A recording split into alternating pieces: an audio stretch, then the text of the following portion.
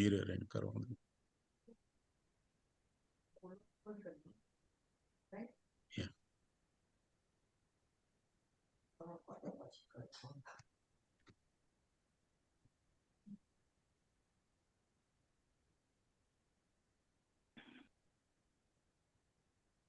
Hello and good evening. Thank you for joining us here on the Cricket Show USA. We are here every Sunday at 6 to 9 p.m. Eastern. Listen live on our streaming channel. Subscribe, like, and follow us at youtube.com/@cricketshow. And you can follow us on radioking.com/Caribbean Global Voices. We have the Coach's Corner at 6 p.m. with Coach Geet Patel. At 7 p.m. we celebrate the birthdays and anniversary hour in dedication to the memories of Walter Henry and Audley Watson. Later on, we'll have the Focus Report with the latest cricket scores and results. Join us to hear from Leon, Dale, Hyacinth, Murtris, Ivor, Virgil. The Lawrence Yagaro Hour is at 8 p.m. when we hear from our specially invited guests of the week with our sports commentaries and discussion. So we urge you to set your reminders to join us on the Caribbean Global and, of course, radioking.com/Caribbean Global Voices. For now, generally we have Leon doing the opening prayer and invocation. Tonight, Hyacinth is performing the duties or the opening prayer. Good evening, Hyacinth. Good evening. Good evening all, and thank you, Dennis. So let's ask God's blessing on tonight's show. Loving Lord, with grateful hearts, we come to you tonight, asking for your continued blessing on the show. We give you thanks and praise for the way you have sustained and provided in the past. For your presence with us now, and pray for your continued guidance in the future. Merciful God, we bring to you all those who have asked for prayers concerning their situation, namely Mother and Father Brown in Nevis, Bobs in Nesbitt and her daughter Murtris, Nat Patel and family, Leroy and Anne Lashley, David Christian and family, Connie Whitley, Ellie Matt, Janice, wife of the late Everett Carter, Oliver Solomon and family, Elquimida Willett and family, Gabriel, Sharon, Talbot, all siblings of Leon Francis, Dennis Kelman, Joseph Gunthorpe, Mona Daniel, Fillmore Hallpike, Earl Stevens, Janet Hughes, Dr. Roger Brown and family, and Brother Linford Mackenzie, Alpheus Philip. Also, we pray for those who have not disclosed their concerns. May they all feel your healing touch and comforting arms of mercy and peace around them.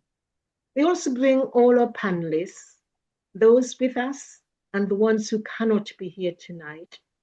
Particularly think of Leon and Simon O'Brien and his wife. We think of our guests, listeners, and pray you will apportion to each of us according to our individual needs. And we ask these in the name of our Father, and in the name of the Son, and the power of the Holy Spirit. As it's Pentecost Sunday today, the Holy Spirit. Amen. Thank you, Hyacinth. And we'll have to tell Leon that he is in trouble because he has a smooth competitor. Really? Yes. Thank you so much. Now, the Cricket Show USA, the Cricket Hall of Fame, first in the world since 1980, and American Cricket Education Council, ACEC, is pleased to welcome the weekly joint collaborative broadcast of the Coach's Corner. The objective of the Coach's Corner is to provide mentoring, coaching education, mentoring with expert views, information, oral and practical assistance, while helping to educate those seeking to understand and become actively involved in the sport of cricket nationally and internationally. The segment of the Coach's Corner generally run from 6 to 7 p.m. Eastern Standard Time and will feature Jatin Patel, Cricket Hall of Famer with Lifetime Achievement Award, multi-sport coach, mentor, administrator, and director of the Cricket Hall of Fame and the Cricket Show USA. Good evening to you, Coach. Good evening, everyone. Now, Coach, we've seen for our little discussion today, we've been looking at the book from Geet Sethi. Geet Sethi, yes. And the title of his book is Success versus Joy. So, Coach, the show of success seemed worth more to me than joy. That's one of the statements from Sethi Getty. Can you expand on what might have been meant by this statement? First, we need to understand the basics. The meaning for the joy is you are feeling happy, enjoying it, and excited what you're doing or what you're achieving. And that is the joy. I also read that book thoroughly and find out the major difference. Success follows joy. Where in today's world, the way the today's cricketer and the youngsters, or most of the fans and people are jumping in, is targeting the success. The success comes with ambition, some sort of goal, some sort of expectation. And so does, to achieve that, you are going with the all factors, what we discuss in a mindfulness. The distraction comes because once you set the goal or expectation, then the fear factor, worry of failures, and all sort of things are, we call it demons, the distractions, which is the thought process in your head, and that's taking over. Where the legend speaks the other way, if you're enjoying what you do, means work hard, practice hard, compete hard, and if you are doing with the joy, by leaving everything behind, and whatever come to you as an outcome, and if it is a great one, you celebrate. That's a huge success, they call it. But today's matters is winning the game is the success. Scoring runs is a success. Taking wickets is a success. So the people are looking at different way to succeed. Where it's supposed to be, you put everything it takes within your ability and capability. Do your best always. I always say you do what you like to do and love to do. And that's how you feel great. And when you do that, it's become automatic. The win or loss is a part of the game. Definitely you want to celebrate win or great achievement, but at the same time, the loss, as I say, is part of the game, means we have to take it. For a one good reason is why we lost and what we can do to get better. And that is the trend we set forth by leaving expectation behind, goals behind, and just keep doing it hard way you can. So there's a whole book or the concept. I think we were just talking last Wednesday, same story.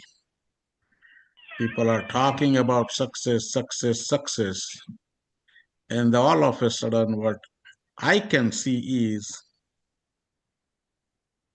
the people are going simplest way. If they don't achieve what they expected,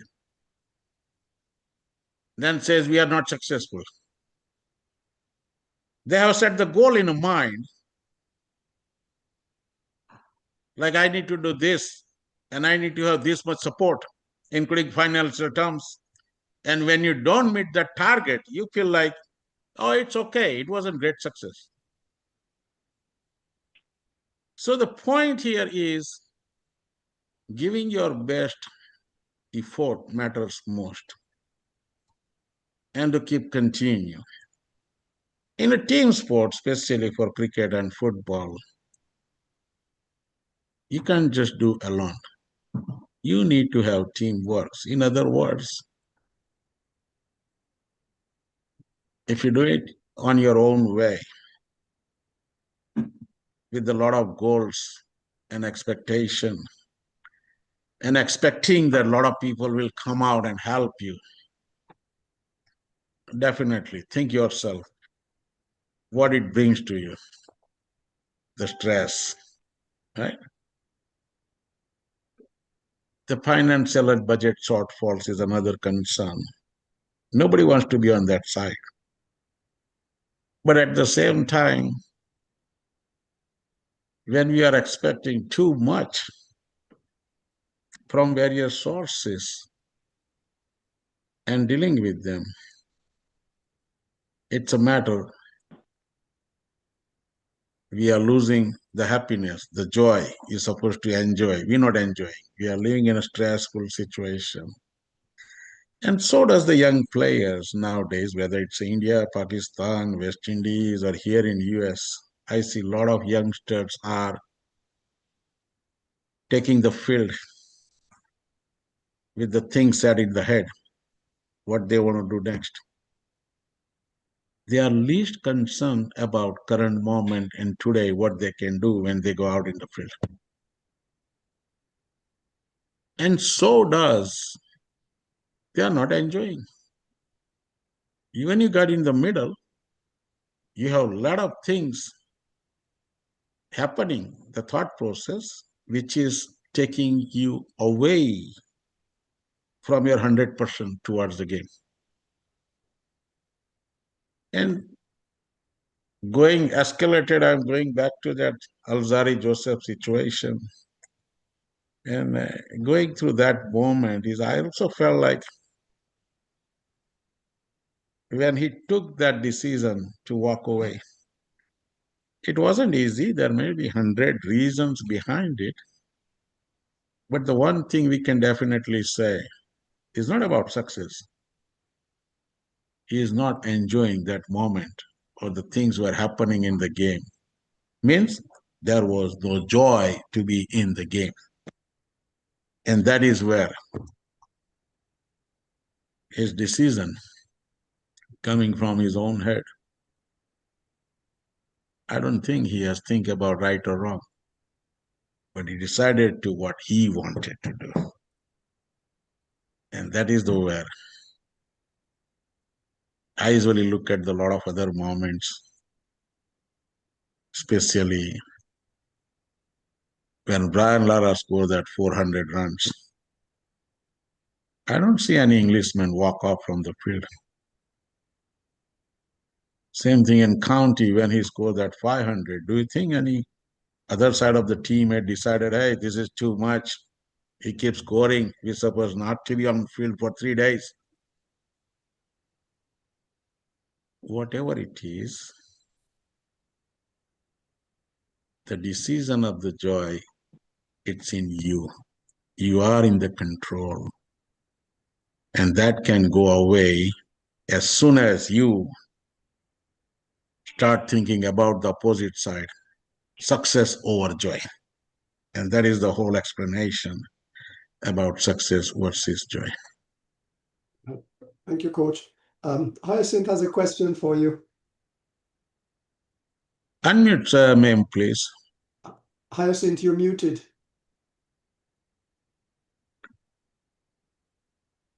Yeah, done that. Yeah, my question is question number 1 or 5. Which one? Question.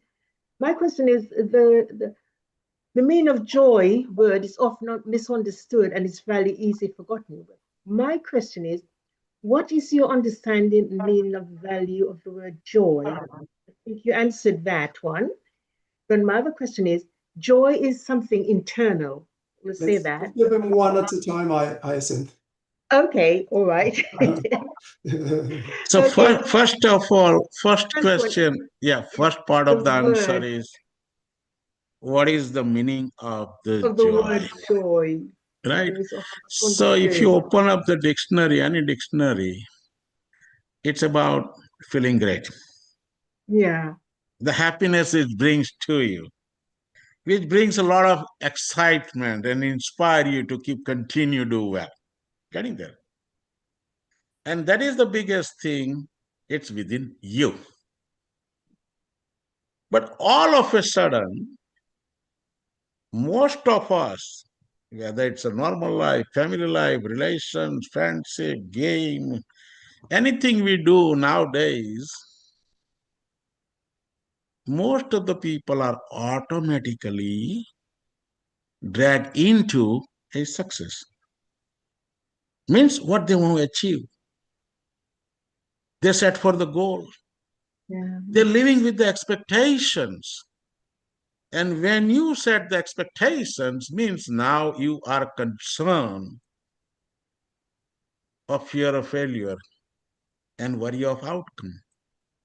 And as soon as that starts, you're under stress, maybe in anxiety, maybe in a depression. There's just so many things can happen. It can bring you anger moment and destroy the entire joy you're supposed to have it.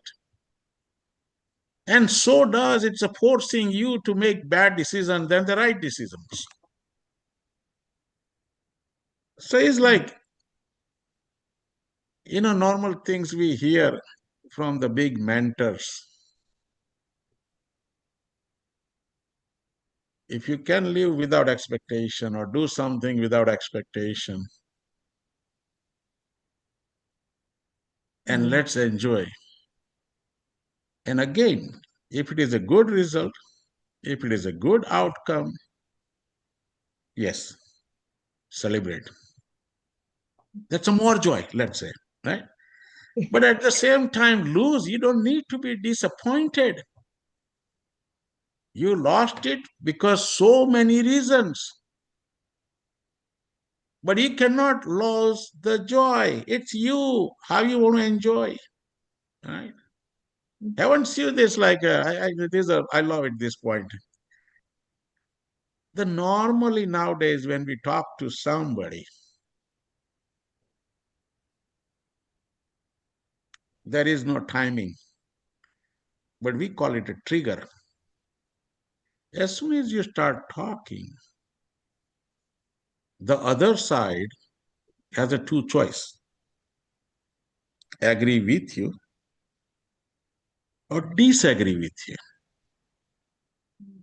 And believe it or not, if the person on the other side is agree, they'll not say anything because they feel the joy. Because we have the common agreement between you and me about point or something. But look at the negative side. If the person disagree, believe it or not, its average is 2 seconds. The person will try to drag you in argument. Mm. Thank you, Coach. And not only that, it will drag you until they prove it like they are the right and you don't. Right? So I'm also a life coach too. So in some cases, when we see the family dispute, community dispute, we usually tell the people, best thing is listen, listen, listen, then take a time to think, think, think before you speak. But do you think that people follow? No, only smart people will follow. Rest of them thinks we just got to blow whistle like a basketball referee.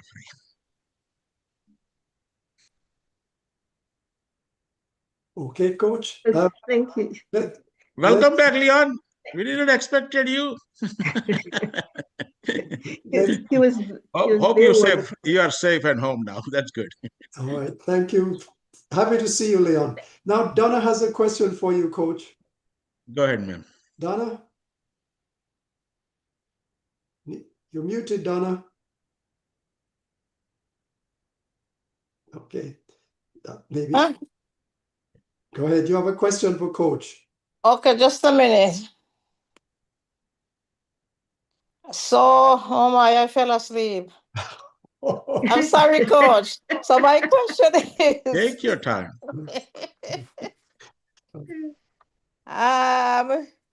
Well, we can come back. Sethi said that the player that he played a particular ball game for the sheer joy of the moment. Is there a lesson in those words for cricketers? For the cricketers, every ball you bowl or face or field,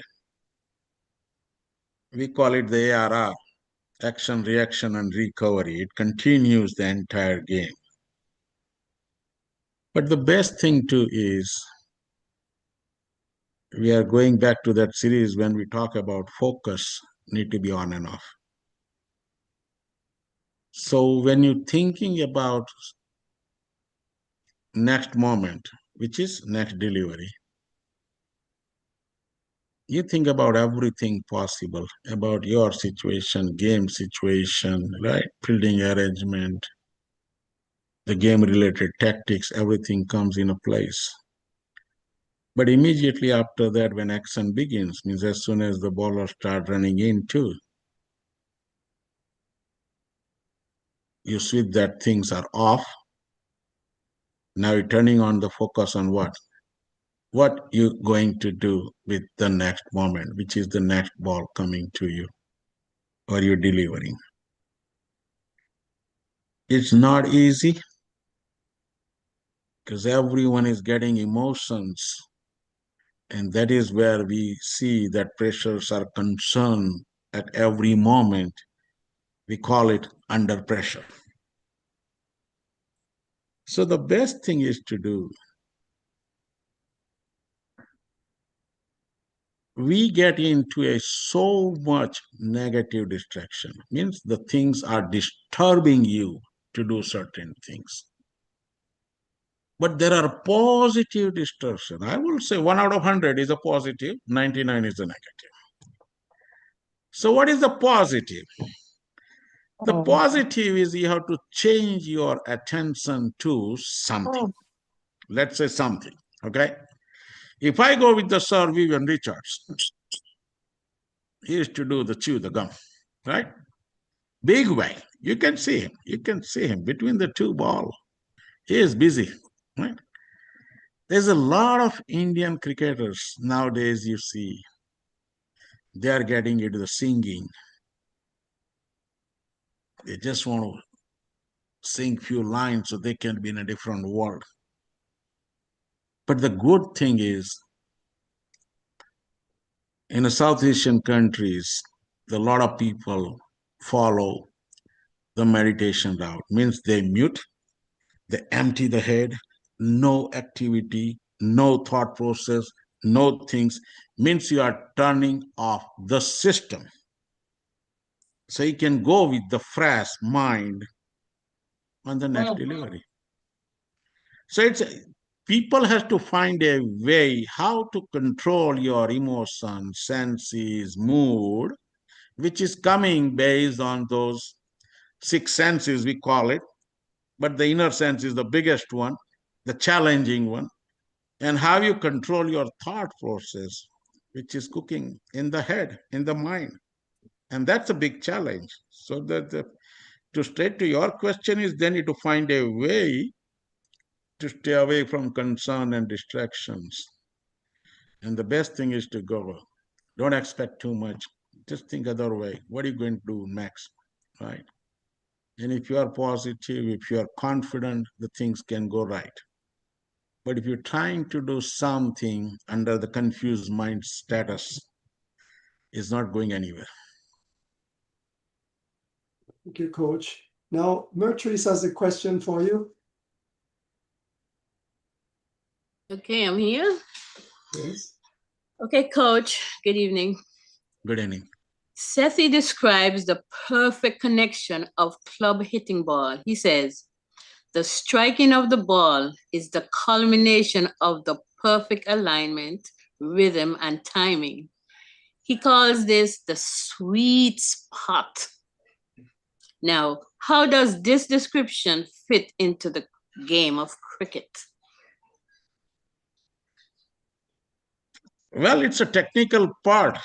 Hitting the ball in the middle of the bat and the sideways. This is a common problem in West Indies. When they face the spinner, you know what happens here? Yes, if they get connected, they go for the six, right? But the most of the time, they can't even move the feet. They don't have the footwork, right? So the going straight to your point is, with the good mindset and the good process in your head in a current moment, but at the same time, if there is a technical part involved, you have to use the body. Okay. Because now the second part is, even you set it up in your mind what to do next, is your body is with you to do action. Okay. Now it's a basic, simple basics. We all teach it to everybody. Try to get behind the line to hit the ball. Try to keep ball right in front of your eyes or nose, means to middle of your body, and play. Don't play early, don't play late, right? That's a maximum hit. And the third one is definitely everything we do on the cricket field. The first movement triggers is the mind controls the body, and your feet is the one moving your body. Okay. When you don't have these two alignments, you can't go anywhere. Right? But a lot of people think like, I don't need to move the feet. I got the heavy bat. I got a big body, like a Cornwell. Yeah. Well, it works for him. Yeah. But it will not work for everybody. And by the way, it only works if you got that ball in a range, we call it. Means you have certain style to play. If you don't want to move your feet, then you can just have a smack, like a baseballer does, and you continue that. But that's not the game. We call it the batsman even today.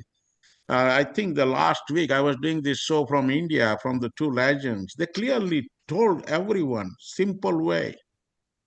The good batsman is not the one who can hit plenty of sixes and fours. The batsman quality measures when you are able to play the line, means you're covering the three stumps.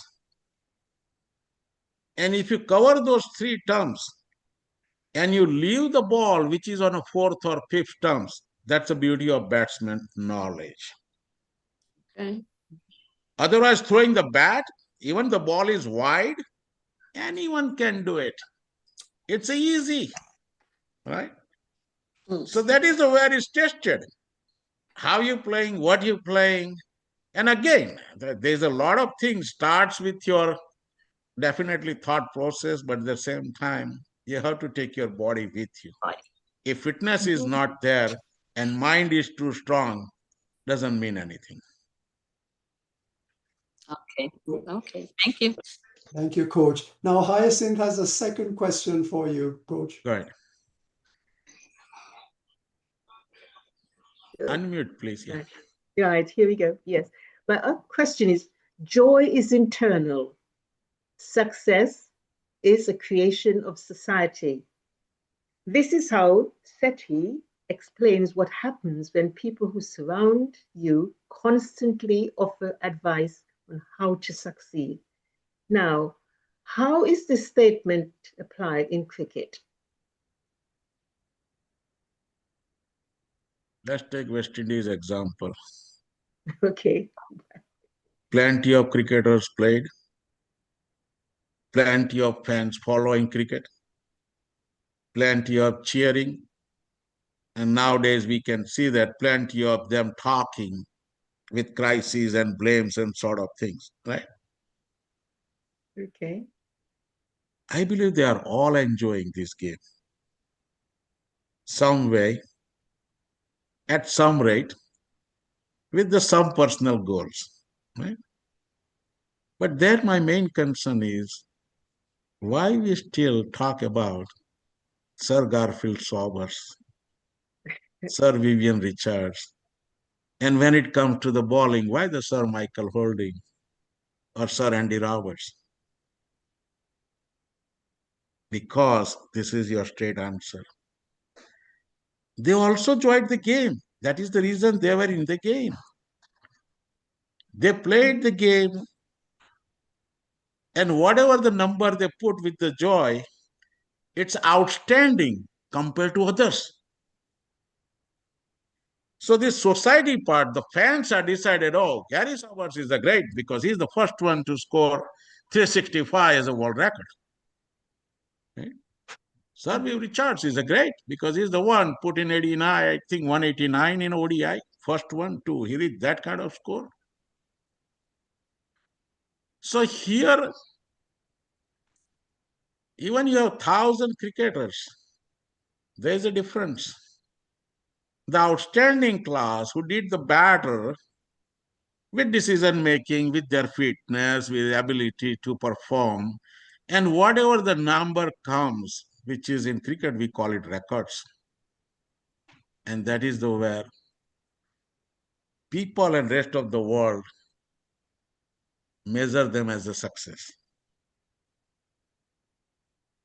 But I haven't heard that one of the legend, top legend, whether anywhere in the world, if they got out on a first ball, they walk away from cricket career.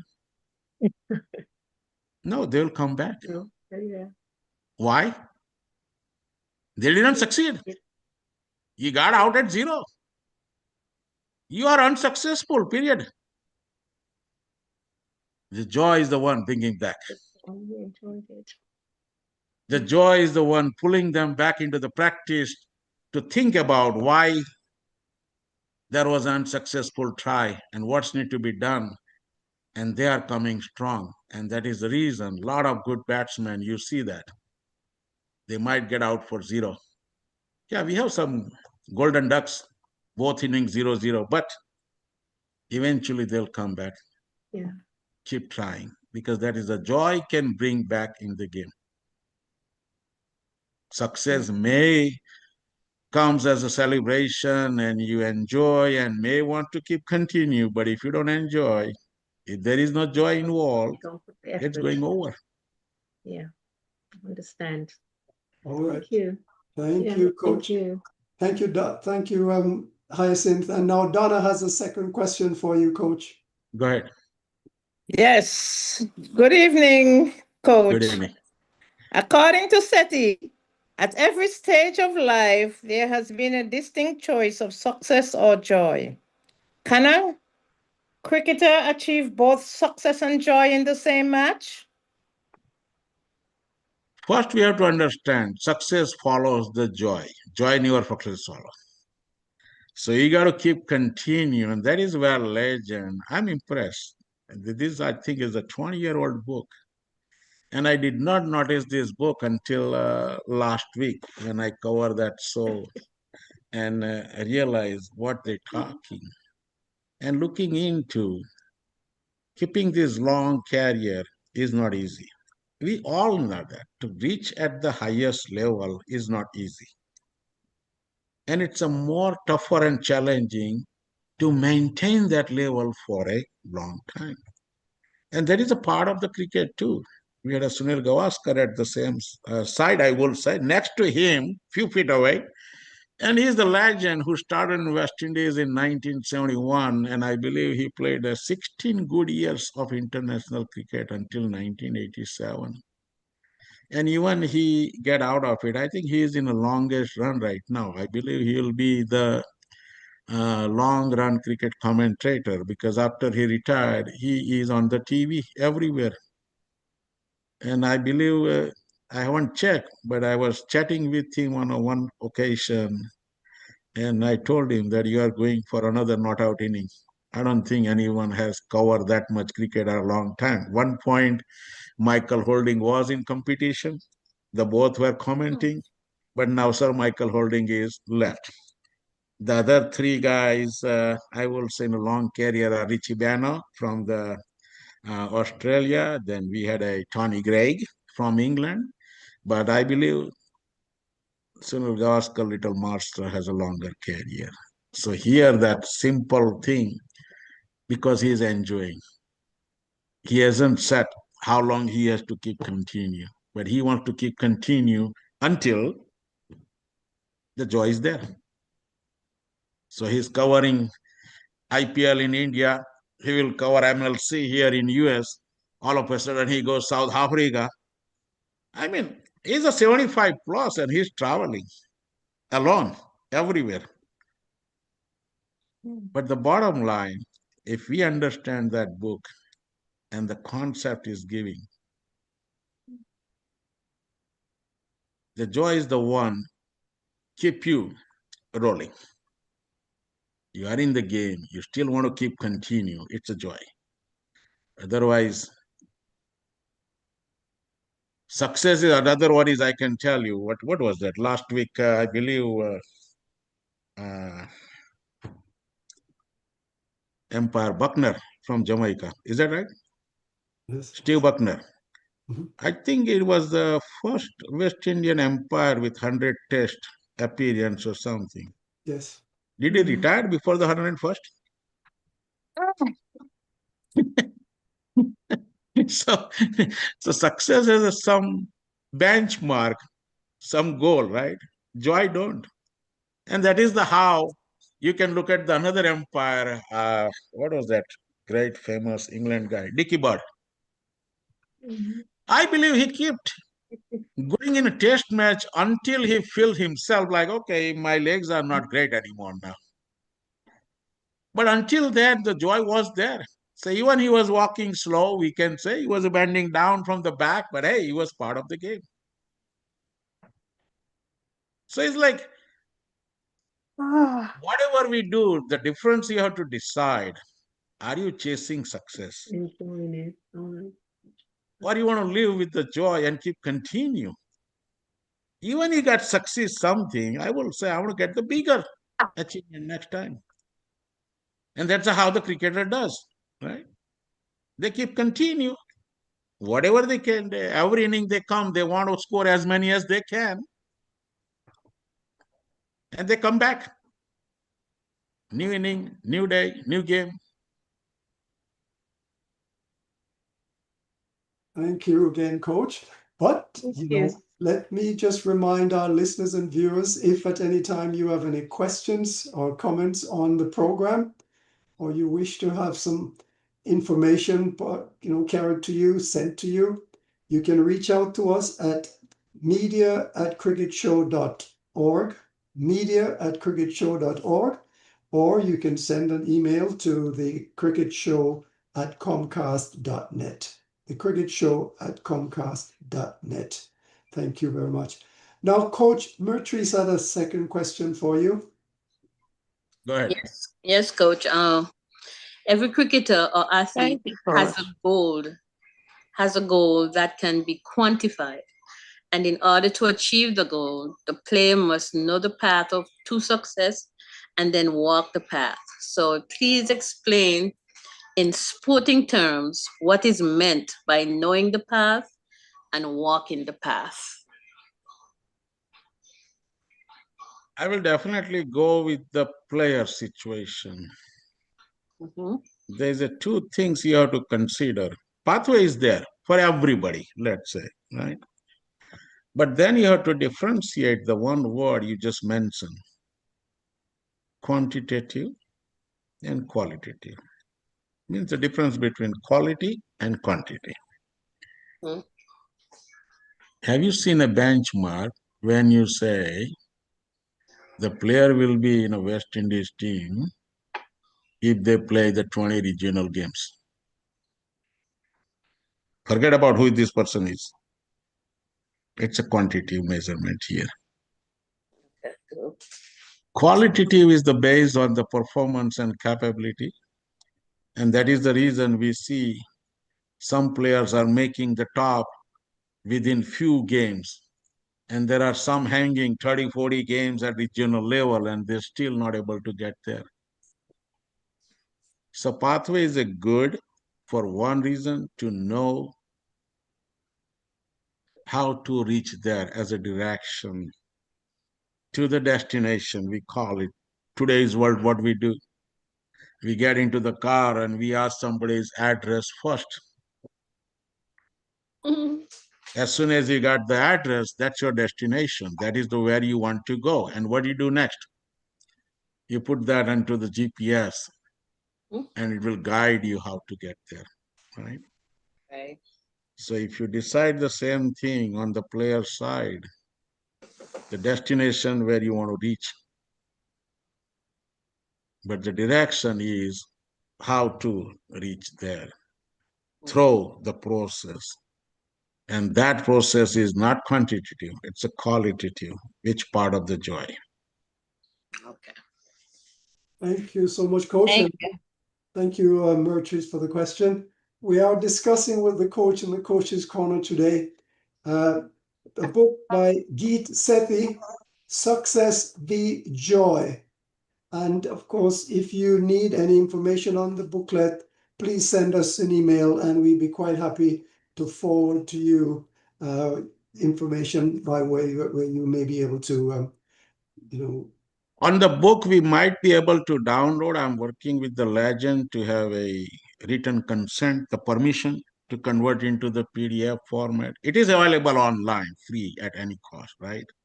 But I'm asking for this special permission for a reason, because when this book was posted on website, early 2000, means the internet wasn't that great, or we don't have this more. So now, if it is allows me, which is I'm expecting within few weeks, and if that happens, then just like the mindfulness, breathfulness, we will have that book available for all. it is certainly a book of knowledge and very helpful for people, who are searching for that special thing that will, give you a sense of purpose in life. It's well worth the time and effort you put into reading it. And believe it or not, this book is simplest one I have seen. Yes. I have read plenty of books in mindfulness and this mind setting and all those. The people are how to live better or how to get better, or how to play better. I haven't seen this sharp, short, and simple message or explanation to the point. If you look at it, I think almost all chapters are less than half page. Yes, correct. And it's filled. Now, Coach, according to Sethi, the road to excellence is paved with joy, Yeah, not with target and numerical standards. right. How do you explain this statement to an athlete as a coach? And is this good advice to chip away what is not joy? We have to change the way we think. Right? I'll give you one good example. If you see a young kid, let's say maybe early elementary school, under 8 year age or something, if you have give him one candy, what happens? He smiles and takes that candy. But what happens if you give second and third one? He will be overexcited. So here legend's explanation is keeping the joy, keep doing better and better. So when you do something and if you achieve something, that's not end of it. Because within you, you have to set the next goal to get better. Again, next goal is for the reason so you can work hard to achieve.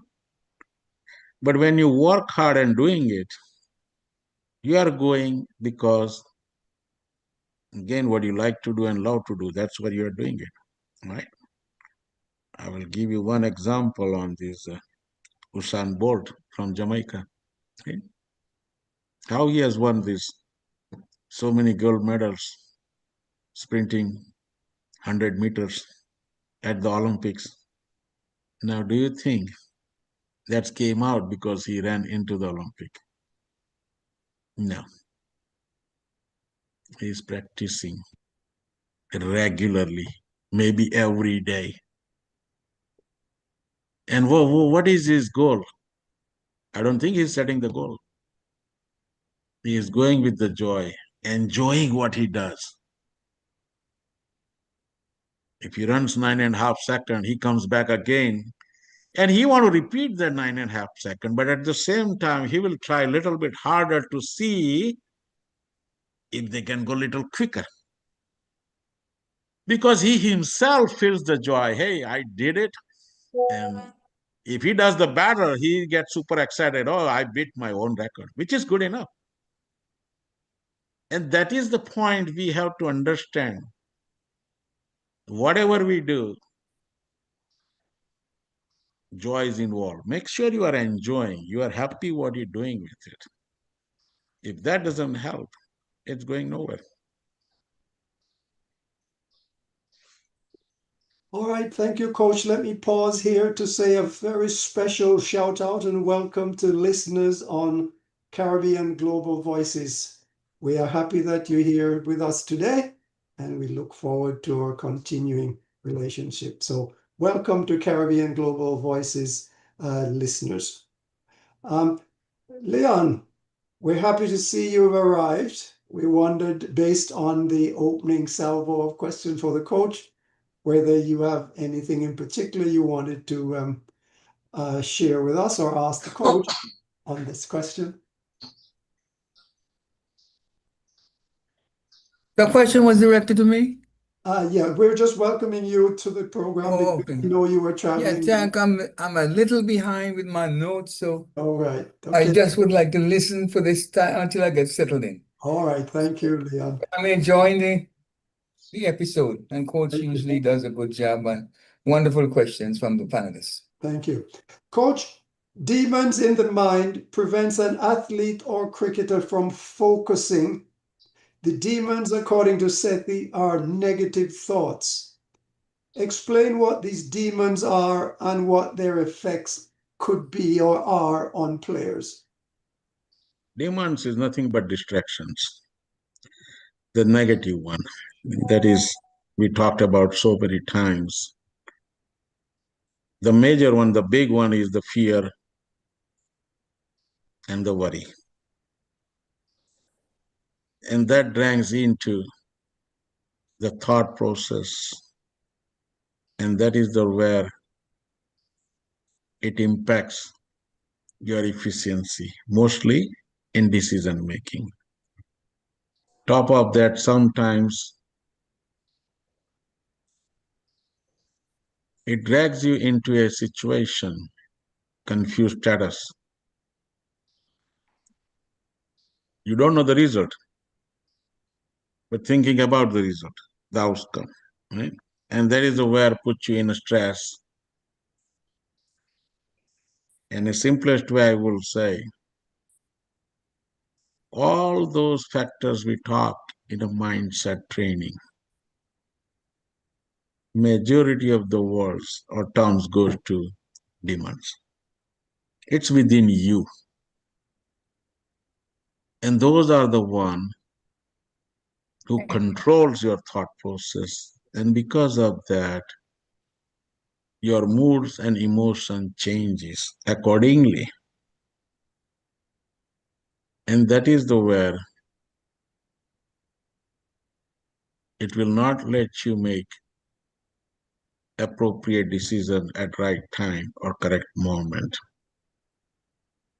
And normally that leads to always failure or the different outcome than what you expected or you're trying to achieve. And so does, we talk about in a mindset and mindfulness, we must turn off all of them because those are the ones are directly related to disturb your focus and concentration. So in order to keep it straight, you must keep the calm, control yourself. He already says in the mindfulness training, be in the current moment. And then you follow a lot of things. The one of the thing, I don't know, is it from book or it came from other way, is preparing yourself through the visualization. When you do that, it eliminates a lot of demons when you go in action. Under the visualization, again, you will have two sides to pick. Now here, the concerns are again same. What you really want to do is definitely the top priority. But to eliminate these demons, even in a visualization process, is you have to simplify. Otherwise, there are going to be a lot of concerns and questions about it. So easiest solution is to stick with the one important thing, what exactly you want to do. And number two, the negative side is shortlist them. Means what you will not do. Right? I give you one example. I think one of the series in Australia, Sachin Tendulkar was getting out. I think first two test match he got out same way. One side of the field he tried playing. And immediately, I believe in the third or fourth test when he came back, he decided to not to play single ball in that area. The other words is, he did find out what's going on. He do know the bowler's plan. He know the fielding side. They did find your weakness, let's say. Now, there is no way he can go over with that weakness and come back strong. But to avoid that repeating process of failure under the weakness is, don't do same thing over and over. So in other words, he decided not to play the ball if it is not in his strength. And so does, didn't we say, when you go England, the ball swings in the air and after his pitches, right? So what is the common advice goes there? If the ball is swinging too much, we usually say, try to stay in line as close as possible. If not, let it go. Means, if you can't get into the behind the ball, if you are not able to middle it, it may be a good idea to let it go. So here, visualization process need to focus on what are you going to control? Hey, I'm not getting into. I cannot be in a trap which leave myself in discomfort or in a concern. So that is the where you have to set forth and make sure is plan it to be super simple and limited and stay away from all those demands or distractions. And that is a way to go forward for any strong outcome out there. Yeah. Thank you, Coach. Can I come in here, please, Dennis? Go right ahead. Go ahead. I was just gonna say, use the example with George Headley. Remember some years early in his career, he had problems. The Aussies worked him out on the inside. He wasn't able to play well against them. He failed. And he came back, he went back and worked on it. And he was able to master playing on the inside against the Aussies. You recall that? Yes, I do. There was another good example in India, Jimmy Amarnath, which is the Mohinder Amarnath. Amarnath, yeah. He used to be come down one time. Believe it or not, he had initially, when he made it to the international cricket, he had a lot of difficulties to play the hook shot. Means anything come to his body, he had a weakness. So he was left out of the team. He worked hard and came back as a second time. And under the second street, he was little bit good. At least they get into the hook shot and able to play. And then he got another difficulty now, controlling those shots. So he was again left out. And he went back to try something different. And believe it or not, on the third return, third time when he was being called back in team, I will say, until now, he was one of the best hook shot player in cricket history. And that is against the mighty West Indian pace attack.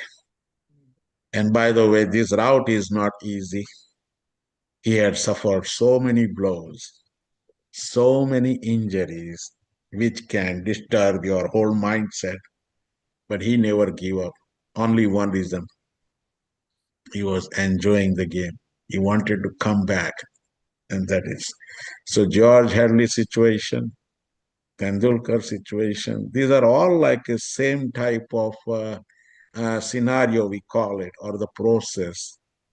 They decide to change the things they do. And top of that, if you look at it, the first thing is they try to avoid the difficult situation. So either you master at it with the difficulty or weakness, or you avoid. Avoid is easy, not going to last long, but to fix it may be the permanent solution. Coach, just to follow up. And Dennis, Yes, go ahead.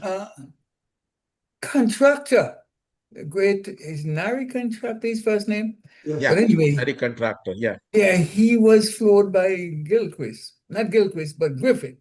Yeah. And, I don't think he has ever worked out because he was injured.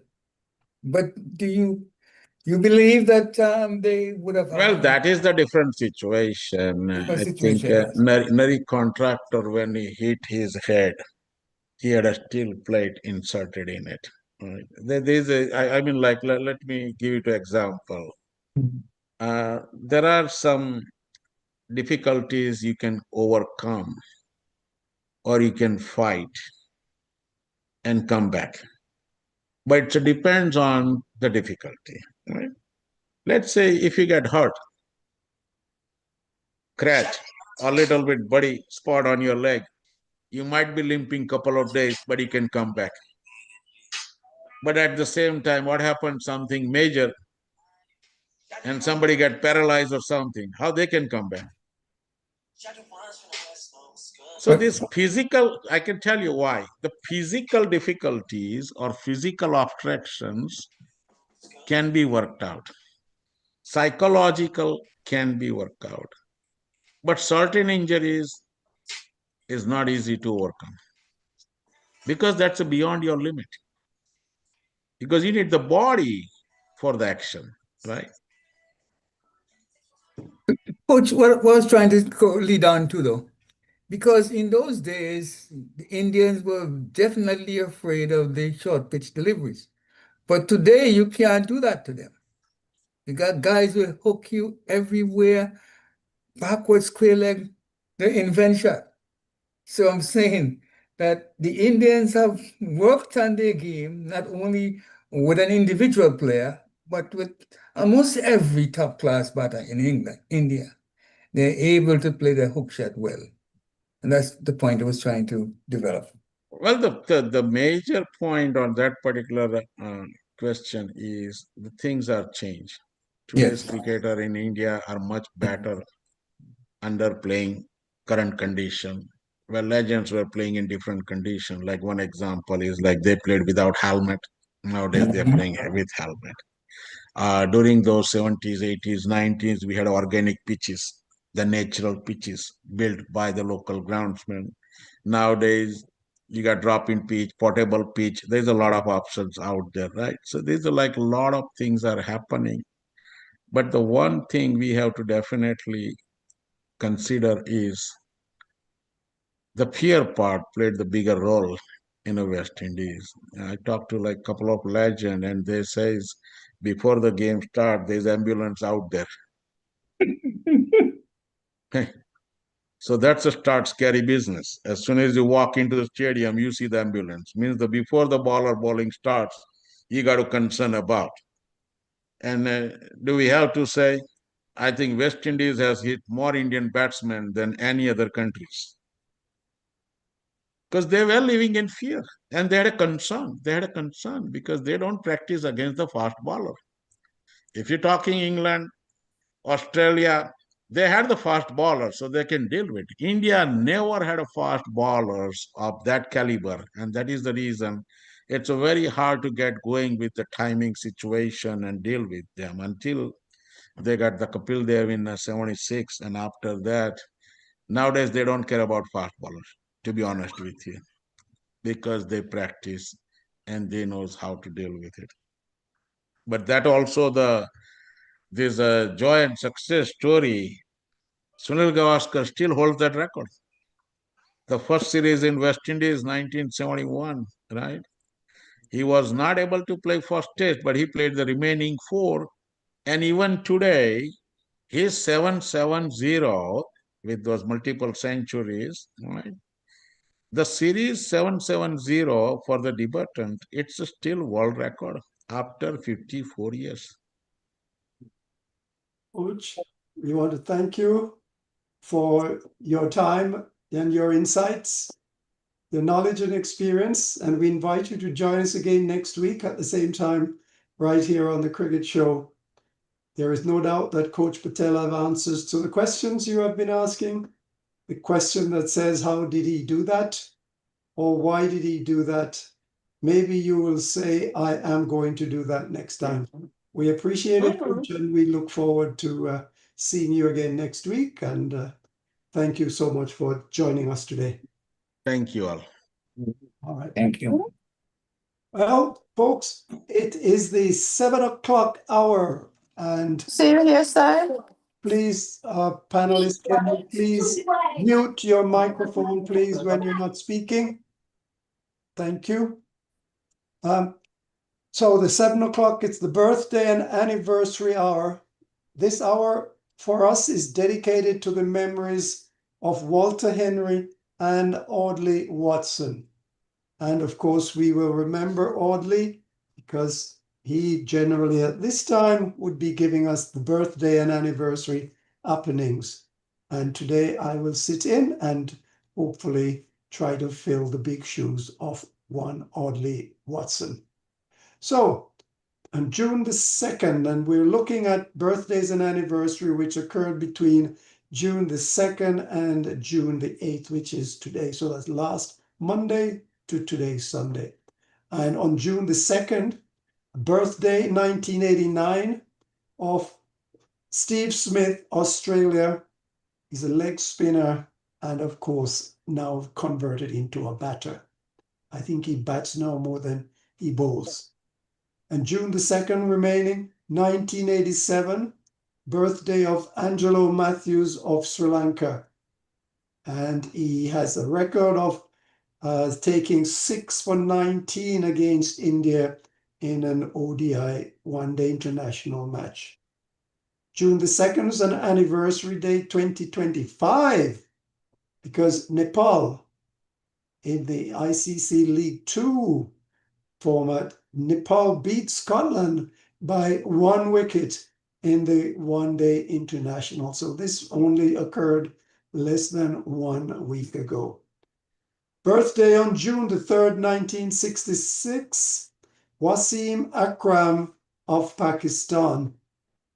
And I think he grabbed 10 wickets for 128 and 11 for 179 in a cricket match somewhere in the past, probably on that date, or that's his most famous adjustments. Birthday on June the 3rd, 1998, Sam Curran of England. Birthday also June the 3rd, 1999, Cameron Green of Australia.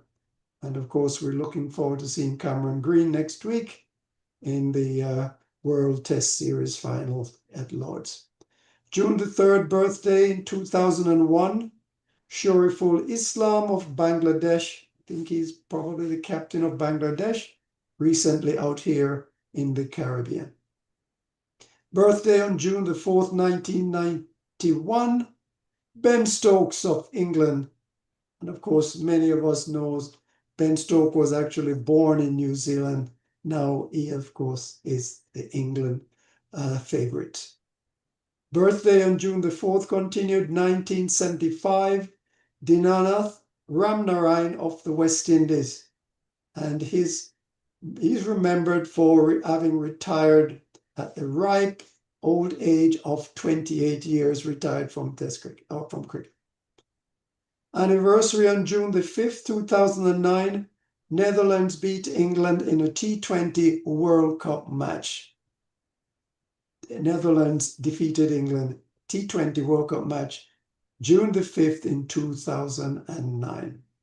And on another anniversary on June the 6th, 1994, Brian Lara of the West Indies scored his 501 runs not out. It's been classed as the highest first-class match, the highest first-class score, or the highest score, excuse me, getting my tongue in a twist there, the highest score in a first-class match. That's it, out of the way. Birthday, June the 6th, 1957, Mike Gatting of England. And birthday of June the 6th, 1943, Asif Iqbal of Pakistan. Birthday on June the 6th, 1988, Ajinkya Rahane of India. And on birthday June the 7th, 1975, Marlon Black of Trinidad and Tobago and West Indies fame. June the 8th, also birthday 1945, Derek Underwood, one of the youngest players at age 18 to have grabbed 100 wickets. Birthday, June the 8th, 1932, Ray Illingworth of England, former captain for the England Test match. And finally, an anniversary, 1950, June the 8th, the Test match debut for Sonny Ramadhin and Alf Valentine played for West Indies against England at Old Trafford. So this is just the anniversary of Ramadhin and Valentine in playing there together in 1950. That's it for me from the birthday and anniversary session. So now we will look at the focus report. The focus report will be brought to us today by Myrtrice Nisbet. Myrtrice? Yes, good evening once again. This focus report is a summary written by Dennis Heath for the benefit of listeners of the Cricket Show USA. Chapter 7J, Recommendations. The ICEC is aware of the substantial cost, resources, and implications of their recommendations.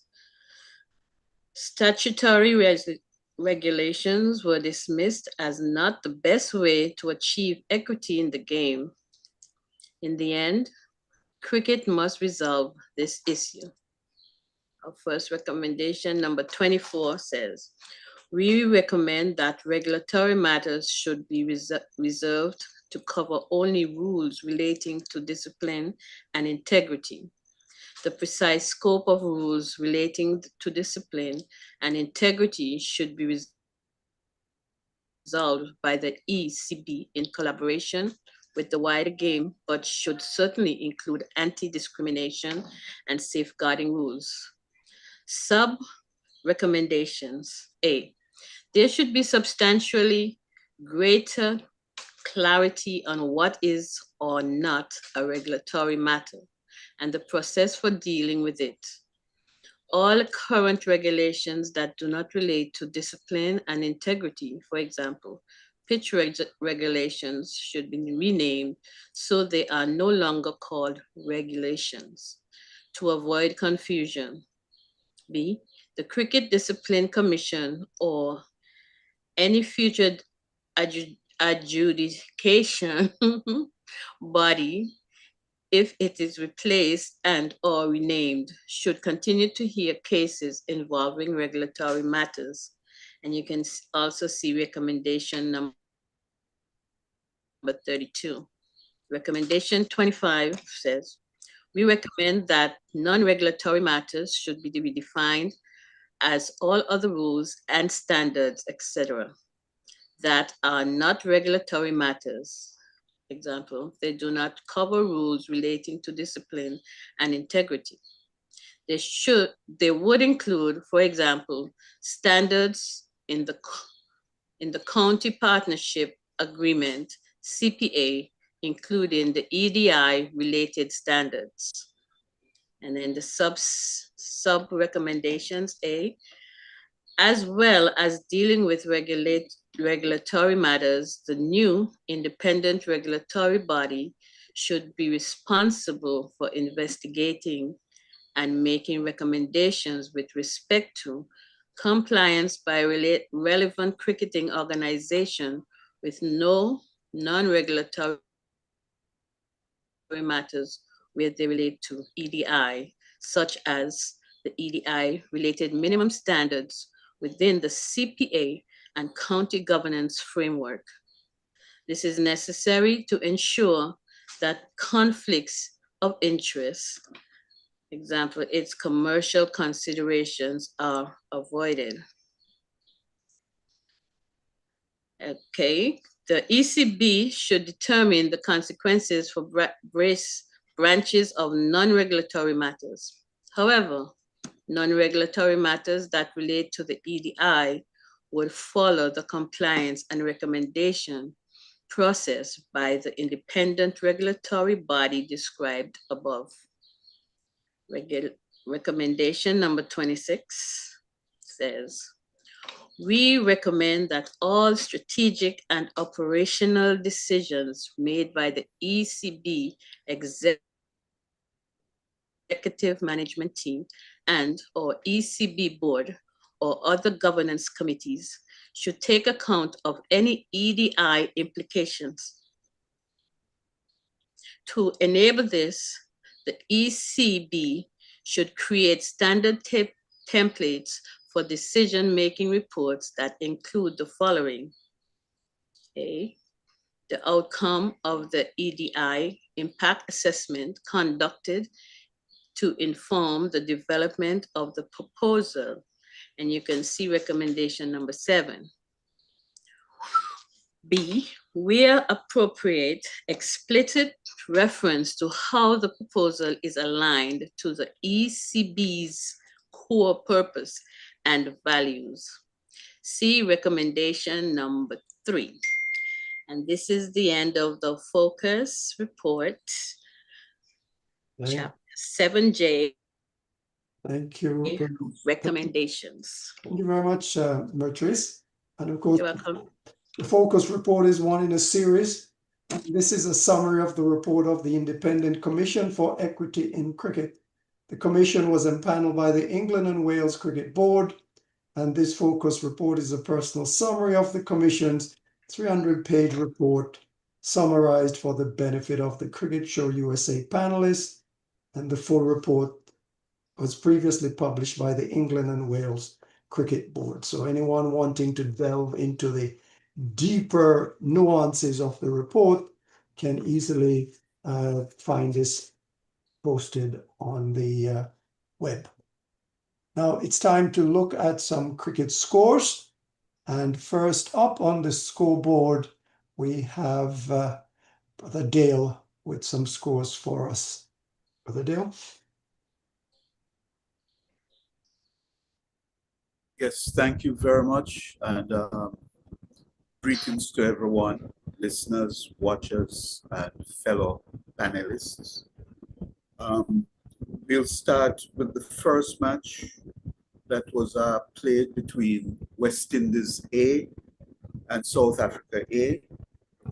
And that game was played from June 1st to the 4th. Toss was won by South Africa, who elected to field first.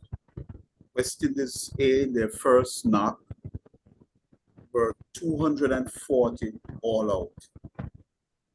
Kevin Imlach, 61, Mikhail Louis, 57, and Kari Pierre, 44, were the top scorers for Jamaica, for the West Indies.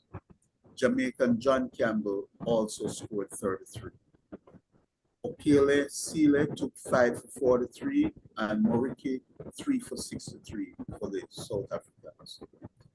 In the South Africa replied with 600 for the loss of 7 wickets declared as Marcus Ackerman 209, Rivaldo Moonsami 68, Trenilan Subrayan 64, Jason Smith 56, and Jordan Herman 52 enjoyed themselves against the West Indies bowling attack.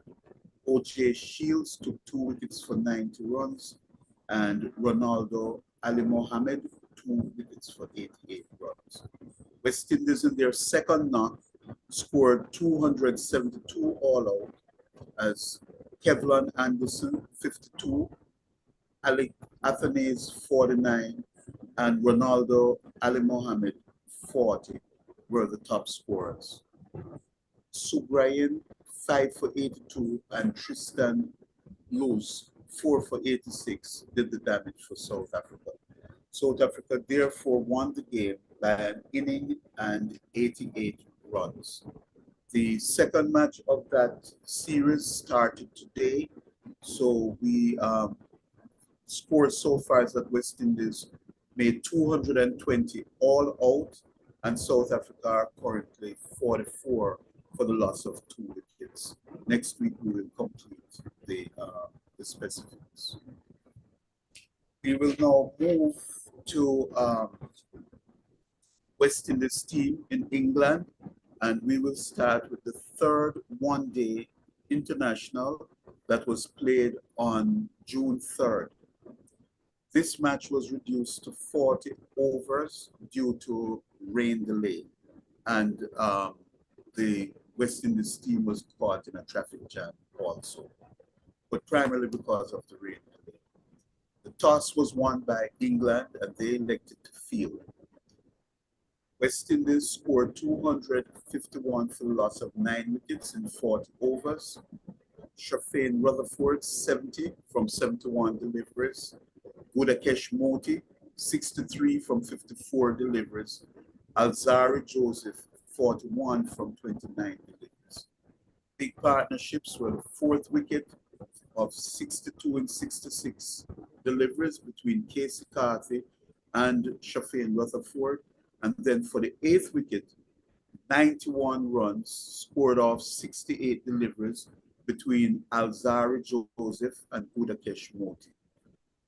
Adil Rashid took 3 for 40, Shakib Mahmood 2 for 48, Matthew Potts 2 for 51, and Brydon Cars 2 for 57. England, in reply, scored 246 for the loss of 3 wickets from 29.4 overs, winning the game by 7 wickets with 62 balls to spare, and that is using the DLS method as mentioned before. Jamie Smith, at the top of the order, 64 from 28 deliveries. Ben Duckett, 58 from 46 deliveries. Joe Root, 44 from 49 deliveries. Josh Butler, 41 from 20 deliveries. With England mastered the West Indies bowling attack, and they had consistent partnerships right throughout their innings. For the first wicket, we had 93 being added off 43 balls by Duckett and Smith. Then for the second wicket, we had a partnership of 62 from 54 deliveries between Duckett and Root. Then for the third wicket, we had 45 from 52 deliveries between Root and Harry Brooks. And then for the fourth wicket, unbeaten, 46 from 30 deliveries between Butler and Harry Brooks. The player of the match was adjudged to be James Smith. We then move over to the first T20 international between the two same teams. And the toss was won by England. They elected to field, and the game was played on Friday, June 6th. Of significance, Akeem Hussain from the West Indies did not travel, so was unavailable for the game due to visa issues. England batting. England scored 188 for 6. Josh Butler 96. Josh Butler 96 from 59 deliveries. James Smith 38 from 20 deliveries. Big partnerships 79 from 40 deliveries between Butler and Smith. And then for the fifth wicket, 60 of 42 deliveries between Butler and Bethel.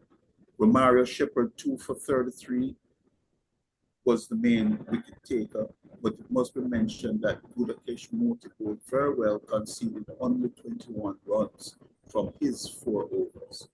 West Indies in reply scored 167 for the loss of 9 wickets. Evan Lewis was the top scorer, 39 from 23 deliveries. Ruston Chase, 24 from 20 deliveries. The meaningful partnerships for the West Indies were for the third wicket, 58 runs from 29 deliveries between Chase and Lewis. And then for the ninth wicket, 37 runs from 23 deliveries between Jason Holder and Romario Shepherd. For England, Liam Dawson, 4 wickets for 20 runs. Bethel, 2 for 27, and Adil Rashid, 1 for 22 from 4 overs. England won by 21 runs, and the player of the match was Liam Dawson. The second T20 international was played today, June 8th. And again, England won the toss, elected to field, and West Indies, having first knock, scored 196 for the loss of 6 wickets. Captain Shea Hope, 49 from 38 deliveries. Johnson Charles, 47 from 39 deliveries. Rothman Powell, 34 from 15 deliveries. Jason Holder, 29 not out from 9 deliveries, were the top scorers for the West Indies. For the second wicket, Johnson Charles and Shea Hope added 90 runs off 66 deliveries. And for the sixth wicket, 42 runs from 14 deliveries were added by Jason Holder and Romario Shepherd. Wood took 2 wickets for 25 runs, was the top English bowler. England in reply scored 199 for the loss of 6 wickets. Josh Butler again among the runs, 47 from 36 deliveries. Harry Brook, 34 from 20 deliveries. Ben Duckett, 30 from 18 deliveries. Tom Banton, 30 not out from 11 deliveries. England got to their target on the back of 3 strong partnerships. 63 for the second wicket between Butler and Duckett. That was from 37 balls. And then from the third wicket, 40 from 29 deliveries between Butler and Brook. And then for the fifth wicket, 43 from 15 deliveries between Banton and Bethel. Alzari Joseph was the most successful West Indian bowler, with 2 wickets for 45 runs. England won the match by 4 wickets with 9 balls to spare, and Luke Wood was adjudged player of the match. And that's my report for today. Thank you, Dale. Now some interesting scores and performances there, but we'll get back to that with some discussion at the end of these reports. So hold your fire because we want to hear it. And I think, I know Virgil has plenty of water to put those fires out, and we'll get back to those later on. Let's get some more scores from Donna, please. Donna? Yes, good night again, everyone. I am going to report on the IPL final that was played on Tuesday, June the 3rd at Ahmedabad in India. It was between the Punjab Kings and the Royal Challengers Bangalore. The toss was won by Punjab. They decided to field first. So RCB, from their turn at the crease, got to 190 for 9 in their 20 overs. Contributions came from Virat Kohli, who made 43 from 35, Rajat Patidar, the captain, 26 from 16, and Liam Livingston, 25 from 15. The successful bowlers were Ashdeep Singh, 3 for 40, and Kyle Jamieson, 3 for 48.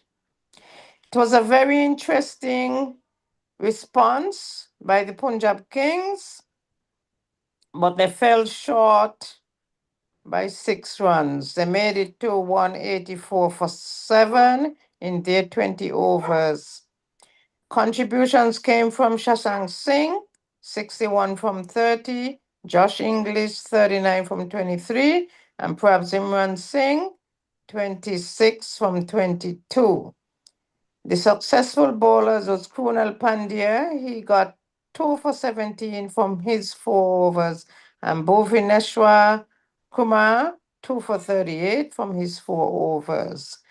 The turn of this game came from the spell from Krunal Pandya, who gave a really strong bowling attack.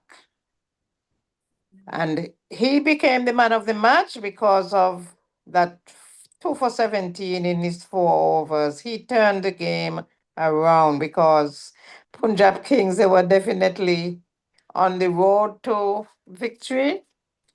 And one thing was that their captain, he fell for 1 or 2, so he didn't do much. So therefore, the RCB, after 18 years in the business, became champion for the first time. So kudos to Kohli and his team and all the persons who worked with the RCB team that they eventually got a crown. So much for that. I'll now move on to the West Indies women who are over in England playing the England women.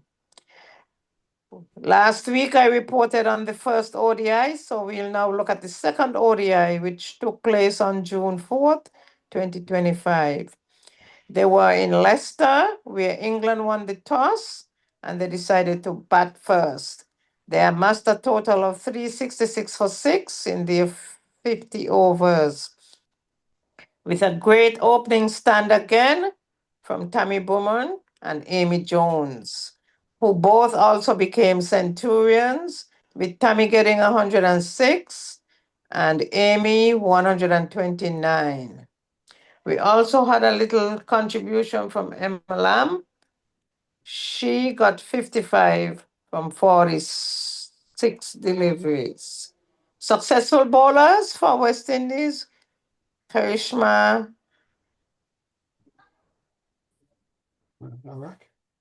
Ramharak, yes, 2 for 51. And we also had Aliyah Lane, 2 for 52. West Indies, their turn at the crease, they fell for 223 after 45.4 overs. Liliana Grimon, she got 53 from 72. Janilia Glasgow, 44 from 24, and Sherian Fraser, 24 from 30. Successful bowlers, Lauren Fisher, 2 for 44 from 9 overs. Lindsay Smith, 2 for 27 from 10 overs. And Alice Capsey, 3 for 41 from 8.4 overs, sorry. The England women, therefore, they won by 143 runs. Another crushing defeat for the West Indies women. My final match would be the third ODI that took place yesterday, Saturday, June 7th. They were at Taunton this time. The toss was won by England. They decided to field first. Rain had some interference, so the overs were reduced to 21 overs using the Duckworth-Lewis method. West Indies, they got to 106 for 8 in their 21 overs, with Kiana Joseph making 34 from 44 deliveries. Alia Ali in 27 from 18 deliveries. Sarah Glenn claimed 3 wickets for 21, and Emma Allott 2 for 15 in their spell of 4 overs each. England easily got to victory, 109 for 1 in 10.5 overs, with Pat Silverbrunt 57 from 33 deliveries, 26 from 21 deliveries. The lone wicket taker was Karishma Ramhar, 1 for 31 in 3 overs. Got a pummeling as well. The England women therefore won by 61 balls remaining using the Duckworth-Lewis method. Another crushing defeat. So England won the series 3-0 and they whitewashed the West Indies in both T20s and ODIs. West Indies will move on to South Africa playing in the Caribbean. So we look forward to those games coming up shortly. That's the end of my report for today. Thank you, Donna. Thank you. And we'll come back to those with some discussion right after we get the results from match reports from Hyacinth of the ICC League 2 results. Hyacinth? Yes, okay. So, yes. Good evening again. So, I'm doing the match scores for the ICC League 2, match number 76, was played on the 6th of June, Scotland versus the Netherlands. Scotland scored 262 runs for 9 wickets, McCreath 81 and Watts 60. Best bowling figures by the Netherlands, Klein 3 for 81. Now the Netherlands, when they batted, they made 218 runs all out. Levitt 35 and Van der Merwe were 30. Bowling figures for Scotland, McMullen 3 for 40. That meant Scotland defeated the Netherlands by 44 runs. That was shortened. That was the score of that one. Match number 76. All right. Thank you, Hyacinth. And that was match 76. Now, there was another match, a late match, which was played earlier today. That was between Scotland and Nepal. And in that match, Scotland scored 323 for the loss of 6 wickets, with Tier getting 68, Barrington 102, and Leask 96. So they big guns came out for Scotland and scored large 323 for 6. Nepal's best bowlers were Karan KC, who took 2 for 74, and D Singh 2 for 37. And Nepal, in their reply, chasing 323 for 6, Nepal was all out for 321 runs. Sharkey 73, Sheikh 39, Airy 56, Kami 67, Best bowling for Scotland was Jones, 3 for 55, Sharif, 2 for 38, and Leask, 2 for 48. Now, by all accounts, 50 overs match, which ended with a margin of victory of 2 runs, sounds very much like it was a lot of excitement there. Sorry about that for the losing team, but you know, that sure was a good game. That is this series in the League Two is for the top 2 teams who will eventually move on to the ODI World Cup in 2027. So there are still more games to be played before 2027.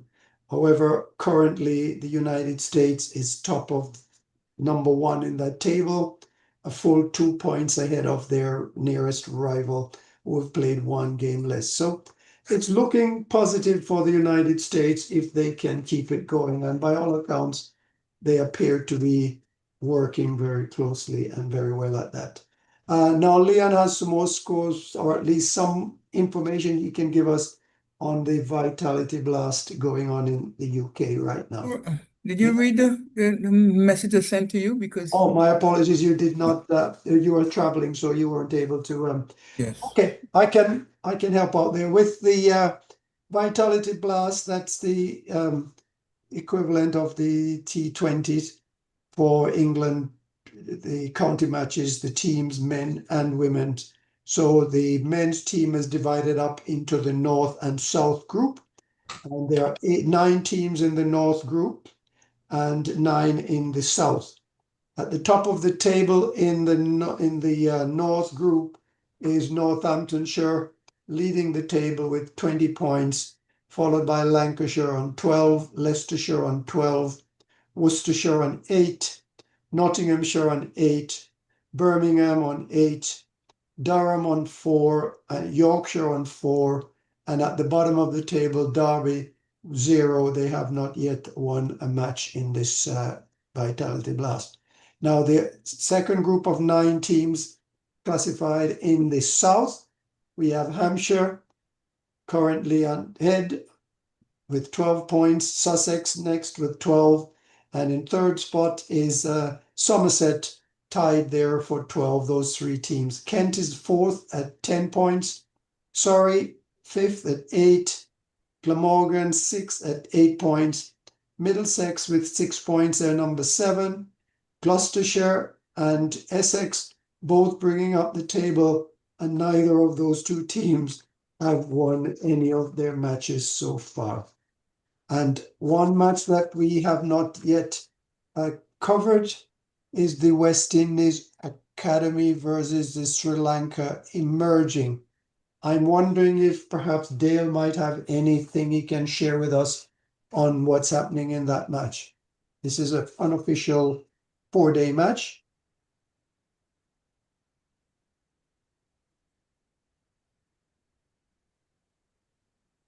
If you give me a quick minute, All I'll be right. able to.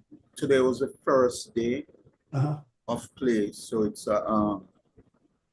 a shortened version of it, of course. Yes. I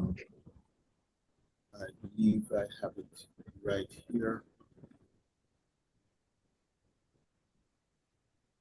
So the Sri Lankan emerging players batted first, and they scored 292 all out, with Sohan de Oliveira scoring a century, 130, and Chevron Daniel making 47.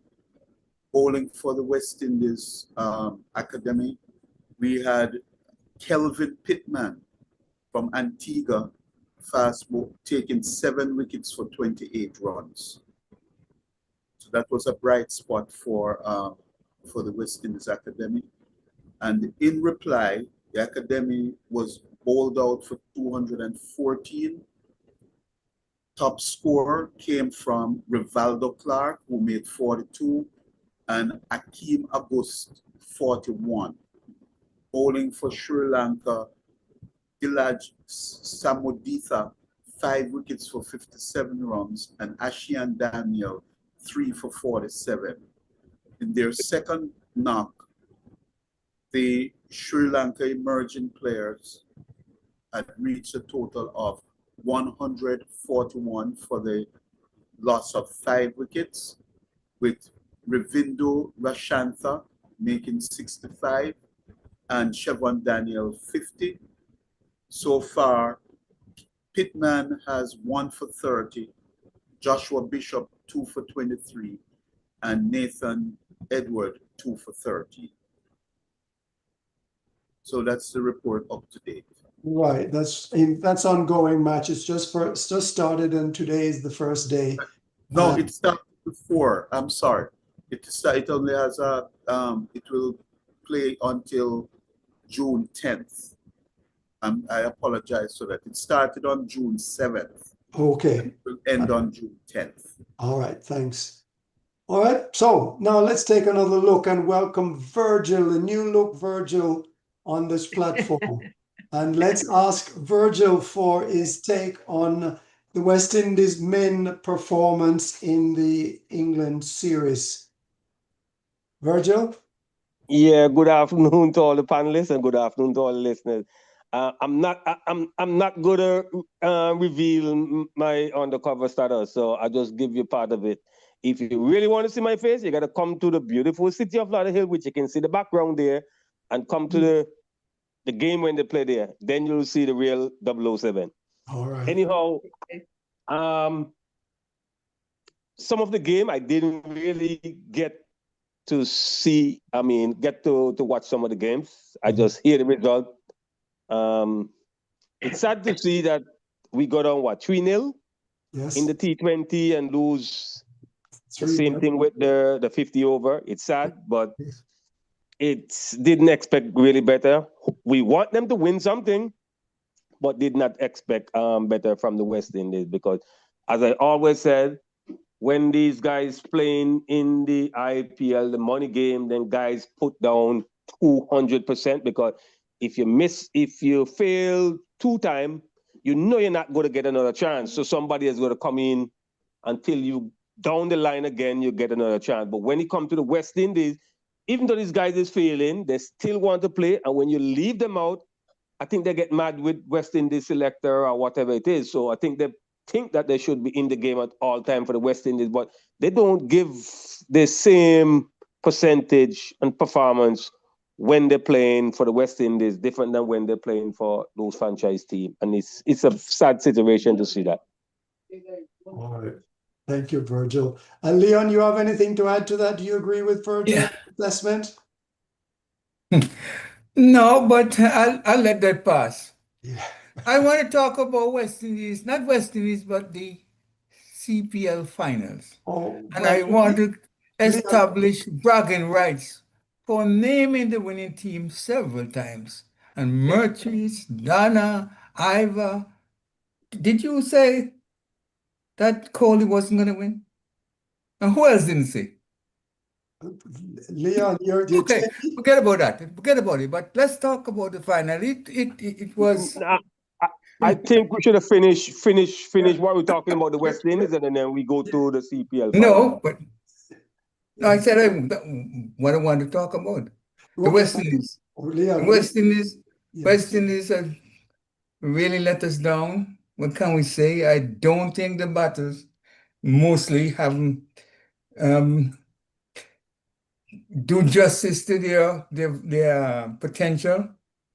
I feel that I think the West Indies have given them a good chance to succeed. Players that were resurrected or taken from the IPL and bring into the team, and they still haven't. Russell has broken down, and the wicket that he threw away against Bettel was. Who's helping me? Please mute your microphone, those on the call, please. Carry on, Leon. Yes, I'm saying Russell. Ivor, could you please turn down the feedback is coming from him? Okay. All right, carry on. Yeah, I'm saying the Russell's wicket was really disaster. I thought that he would have gone to see us through, and many of the other batters too. But I don't think that Rutherford had a good batting, and of course, we did not give ourselves play justice, give ourselves enough chance to win. We didn't bat well, and as a result of that, we have another failure, a bad tour of England. I would hope that something is done. Johnson Charles and the fielding, I understand that he dropped a catch today. I don't know how easy it was, but catches are going to be dropped. But we need to at least feel well. If you don't bat well, you got to feel well and bowl well. Can't win matches that way. Too many chances to let loose. So, all right. Thank you, Leon. Ivor, Leon done very well to try and sugarcoat it. Do you agree with that assessment? Ivor, you're not able to speak? I'm sorry, I thought I heard you coming through. you're not coming through. You must have been muted. Okay. All right. Well, we'll get back to Ivor before the day. But Brother Dale, give us your assessment of Darren Sammy's first foray as the single coach for all formats of West Indies cricket. Was this a good outing? Was this a bad outing? Or do you think we need to give him a little bit more time to become adjusted to the position? What's your take? Well, it's not so much even getting adjusted to it because he has his job cut out for him in no uncertain manner. I think it's disastrous. I believe that whatever you do, you have to be consistent and you have to be transparent because it's not a one-man show. You're representing a region of people who are, even though they are of one more or less culture, but they're all different. And you have to cater to them because without them, there's no West Indies team. And you see them playing and boasting that they have batting down to number 11. I don't know what that means because when I see the top order batsmen soaking up dot ball after dot ball and only depending on sixes, which if you can play the tape, go back 3 years, 4 years, there was a time we could do it and get away with it. But the game has evolved to the point now where you have to score consistently, take those singles. Coming away with 15 or 18 sixes, it's not winning you the ball game. And we see the big difference in the game, today's game especially, is that of all the deliveries that England received, only 29% of them were dot balls. We soaked up 38% or 37% of dot balls. And what it simply means is that you're not taking singles. You're not taking singles. You need to score off those deliveries, good deliveries, whatever. Excuse me a second, Brother Dale. There's someone on our panel who has an open mic. Can you please mute the mic while we are having this conversation? Thank you. Brother Dale, carry on. Yeah, okay. So it's the matter where at the end of the match, they tell you what you want to hear. They tell you they did not do this and they did not do that. And we can stay here a blind man and see what they did not do. What we want to see you do is prepare to do your best, and if you end up losing, we can appreciate that. But when you just, I see Andre Russell swiping at a ball like an amateur and getting old as if he's in the cane fields cutting sugar cane. I don't want to see that.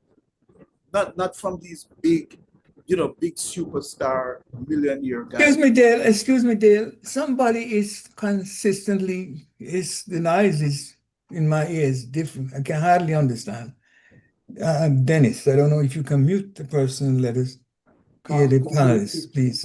Everyone on the panel is muted during the speaking. So It seems to be filtering in from somewhere else. Anyway, there's a 786 number that is open. The microphone is open. okay, yes, I think that is a connection to the voice. So that's probably not the problem. Anyway, let's see if we can carry on. Okay, you finish your thought, Dale. Yes, so it's a disaster, as I said, and having these guys come in and bat so low down, like older. We scored 79 runs off very few deliveries. But is that the plan, to keep wickets in hand until the last 5 overs you explode? You're not going to win many matches like that. You know, with the lineup that they had out there today, there's no reason for anyone not to bat with aggression. You know, Powell, in that sense, he did not top score, but his 34 was made from only 15 deliveries, and outside of boundaries, his other 10 runs were made from 10 deliveries, which is good. That's a good, very good ratio, as opposed to Hope, whose 17 runs that were not made from boundaries, it took 32 deliveries to make them. And the same thing for Johnson Charles. His 33 runs came from, without boundaries, came from 17 deliveries. So they need to do much better with that and be cognizant that they need to rotate that strike and get those deliveries out and get singles off of them. All right, thank you, Brother Dale. Donna, let's hear your assessment of what the West Indies men and the women have done to make you happy about what you've been witnessing. To be honest, Dennis and others on the panel, I did not watch the games. No, okay, but you saw the scores. What I does saw the score say? scores and I'm like, oh well, there we go again. There we go We again. can't get it right. I don't know what's going on. The team is not right. They're not the 3 components of the game. I don't know. Something is going wrong with batting, bowling, fielding. I don't know. I refuse to watch West Indies lose. To be honest. Well, so I get turned off. So. Oh, well, All right. no, thank you for sharing those, Donna. I'm for sure know that, you know, you're not the only one who probably aren't too happy with what you see. I don't know whether Myrtle has any input she wants to share with us. Myrtle, anything you want to share with us on this performance? Not really. All I know is there's a time for a season, and this is not their season, so we just have to go back to the drawing board and start all over fresh. Hopefully they'll get it right the next time. Much lover of cricket than of money for cricket. All right, thank you, Myrtle. Hyacinth, in London, it's all the actions there. How are the West Indians in London, you know, taking these results that are coming through from the, you know, West Indies men and women? Well, it looks like these days, not a lot of people seem to be watching cricket. It's very depressing, to be quite honest. Okay. I think for once I could able to see it, and then it's all losing. So it's, well, there's no joy there for me. Okay, no joy. No joy. No joy for Hyacinth, and no joy for the Londoners from the Caribbean out there in England, watching England do the whitewash, I think is what they call it. Yeah. Blackwash, whatever. Okay, that's wash. All right, one last opportunity for Ivor to chip in with his assessment of what has taken place in England. Ivor? Well, I guess you guys are hearing me. Well, I guess you guys not hearing me. Yes, we're hearing you now. Okay, I don't know what was happening there. Where were we? We're talking about West Indies? Yes, West Indies. Did I hear Dale say Charles did not get any boundaries? hope not. Because John Charles hit sixes and boundaries.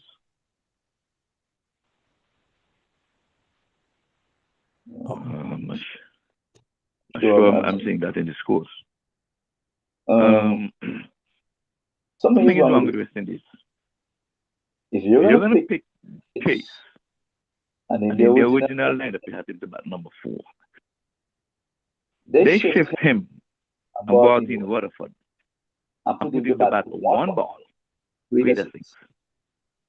Excuse me, Ivor, excuse us, there's a little humming coming from you. I don't know if you're hearing it, but it's on my end. I'm hearing you twice. I don't know if it's the room. Let me see what I can do with that. Let's see.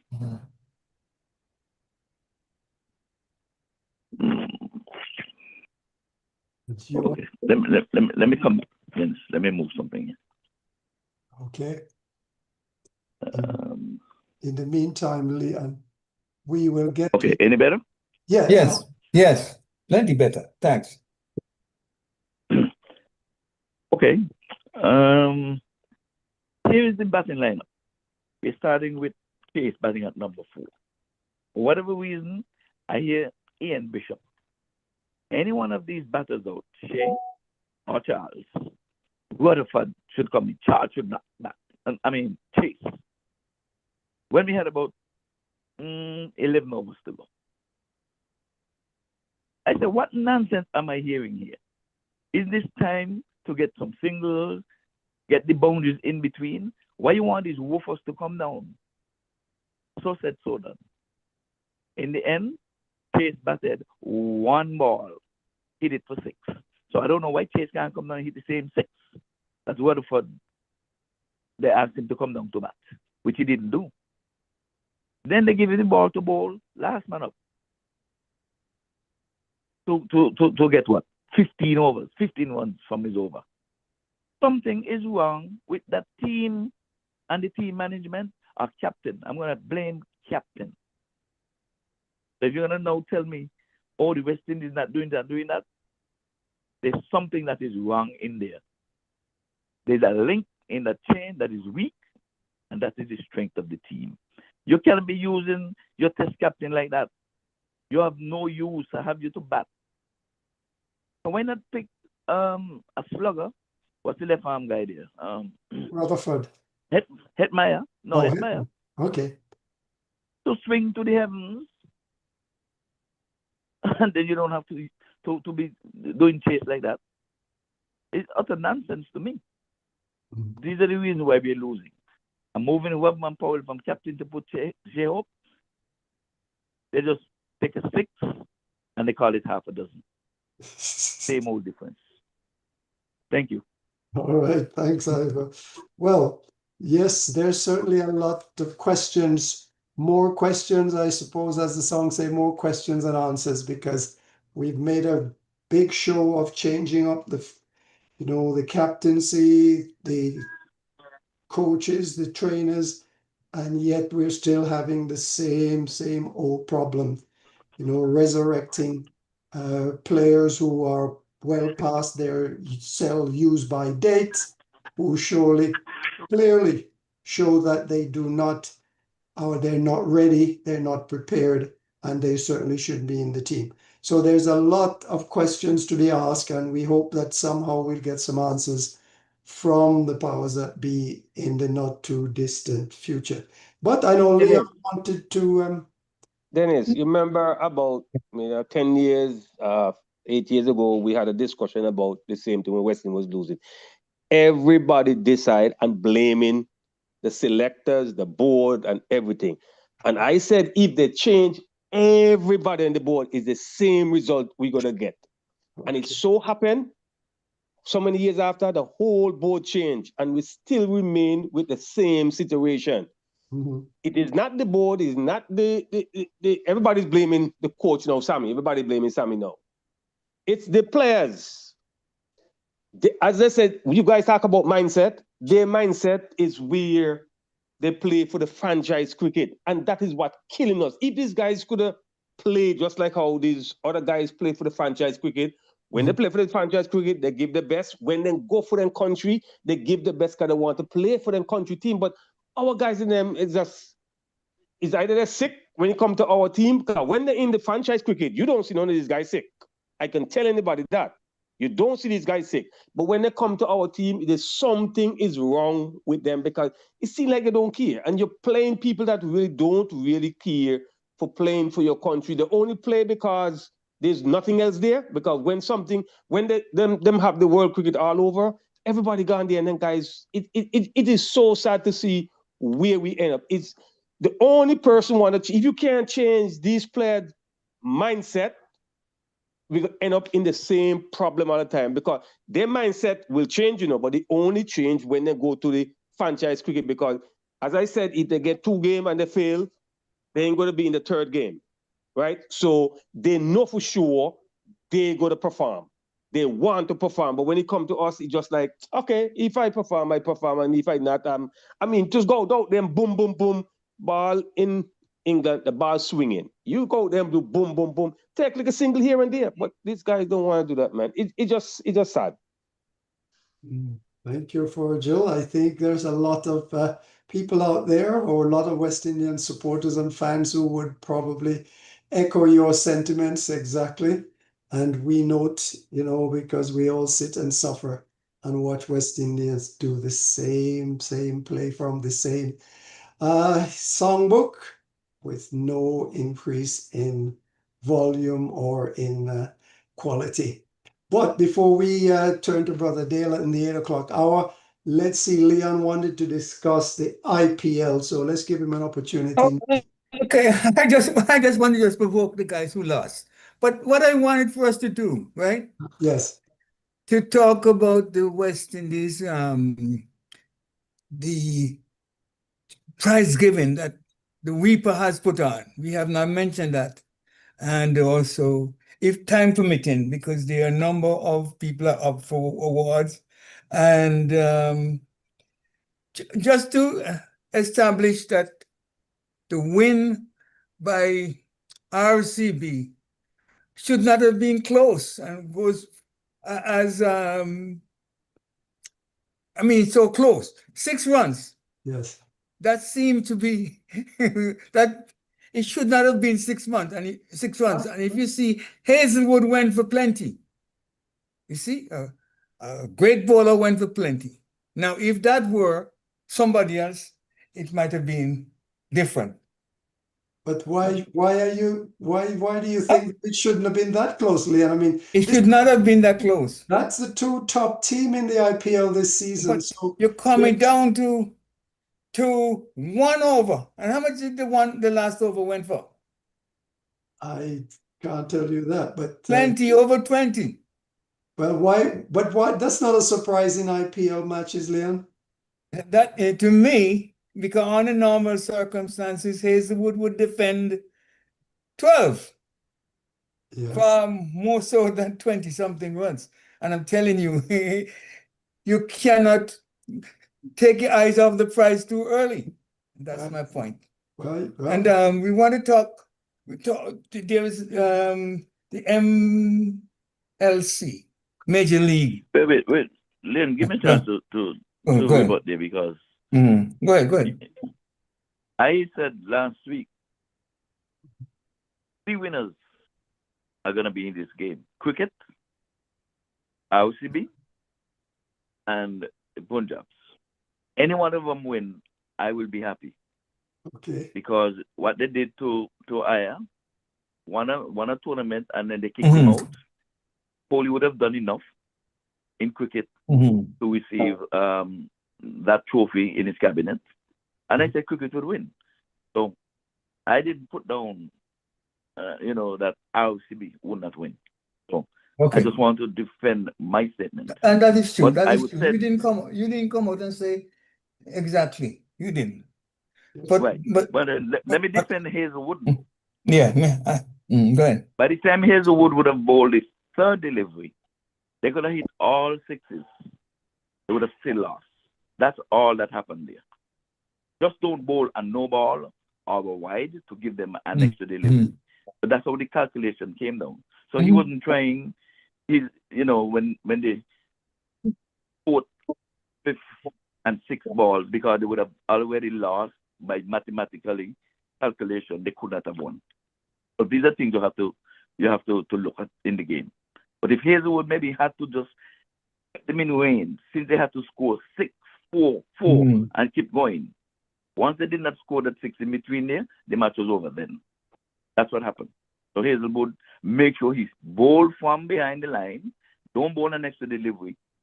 That's a big, excuse me, Ivor, but that's a big chance you took. And it could have gone the other The way. game was already done. Because his first two balls Wait, were Donna. dots. I've answered.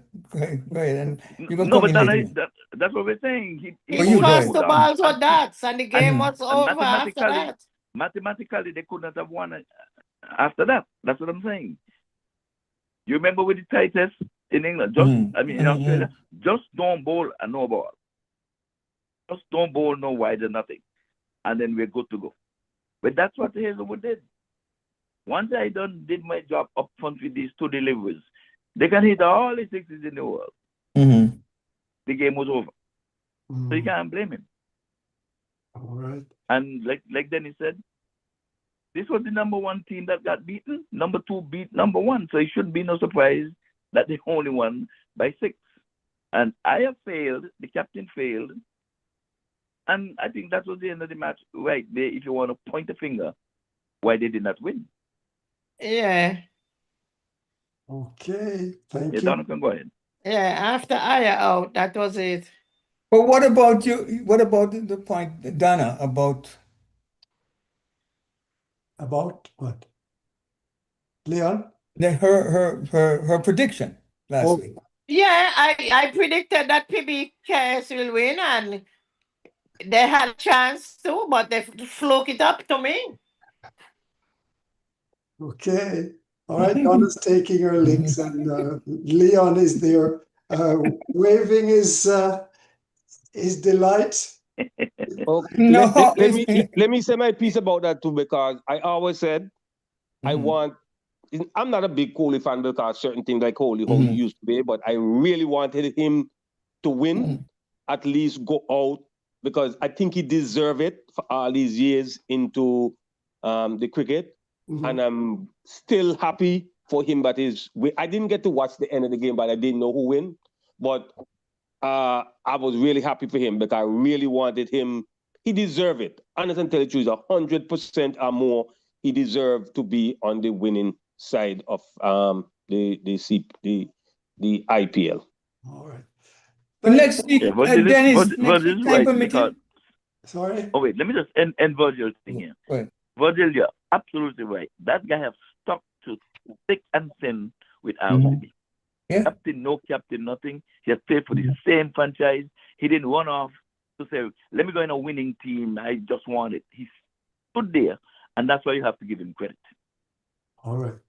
Thank you. What I was saying, next week, if we can take the West Indies awards and dissect it, and of course, if we can do the major leagues next week.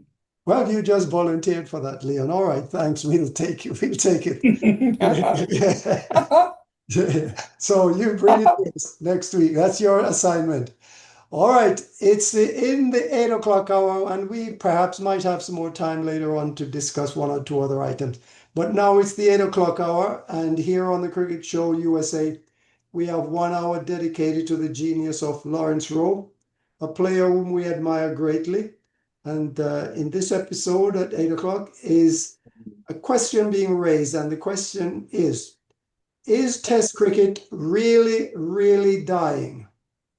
Brother Dale has the answer for us. So let's hear what Brother Dale has to say about Test cricket. Brother Dale?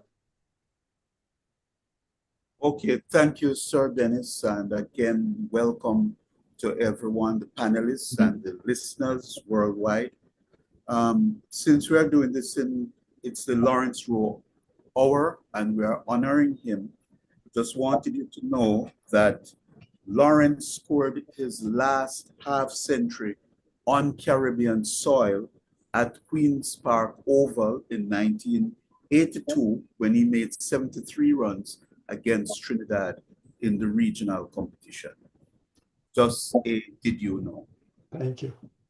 Okay, so we're going to look at Test cricket, and we're going to check out.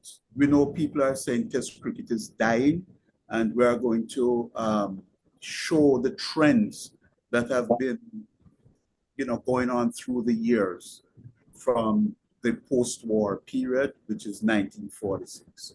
Now, Test cricket, as you know, the traditional format of the sport, has experienced significant changes over the past 8 decades.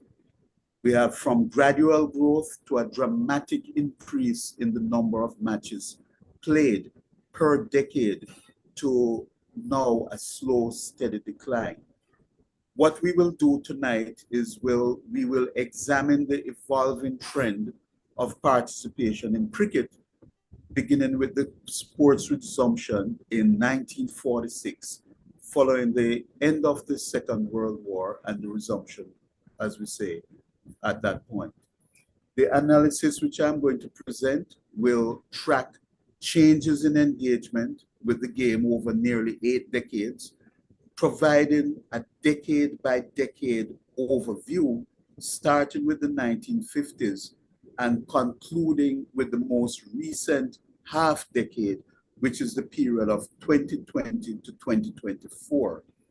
Now, in order to capture the immediate post-war momentum and rebuilding of the sport, we also include the transitional years, which we count from 1946 to 1949, because that was a distinct period of re-emergence and renewal. It's important, I believe, to look at this to understand exactly the pathway that cricket has taken, especially in the last 5 years. So we'll start in the 50s, and it's what we'll call a decade of expansion, because that's the first full decade of cricket after the Second World War. And a total of 328 matches were played during that decade by all teams combined. And it marked a significant phase in the global resumption of international cricket. Brother Dale, can I interrupt you there for a second and ask you a question here? You said you started this in 1946, 49, and by the end of 1959, that's a 10-year span, the total amount of test matches played in 46 was what, 90? But there was a dramatic increase in 1959. What's the difference? Okay, in that period between 1946 and 1949, that is the re-emergence of cricket. So as you would expect, not many test matches would have been played in those 3 short years. So only 90 matches were played at that point. And even though it's included in the study, we don't focus on it because for 3 years, you're only gonna get about so many games played. Okay. But the total number between 1949 and 1959 changed, yes?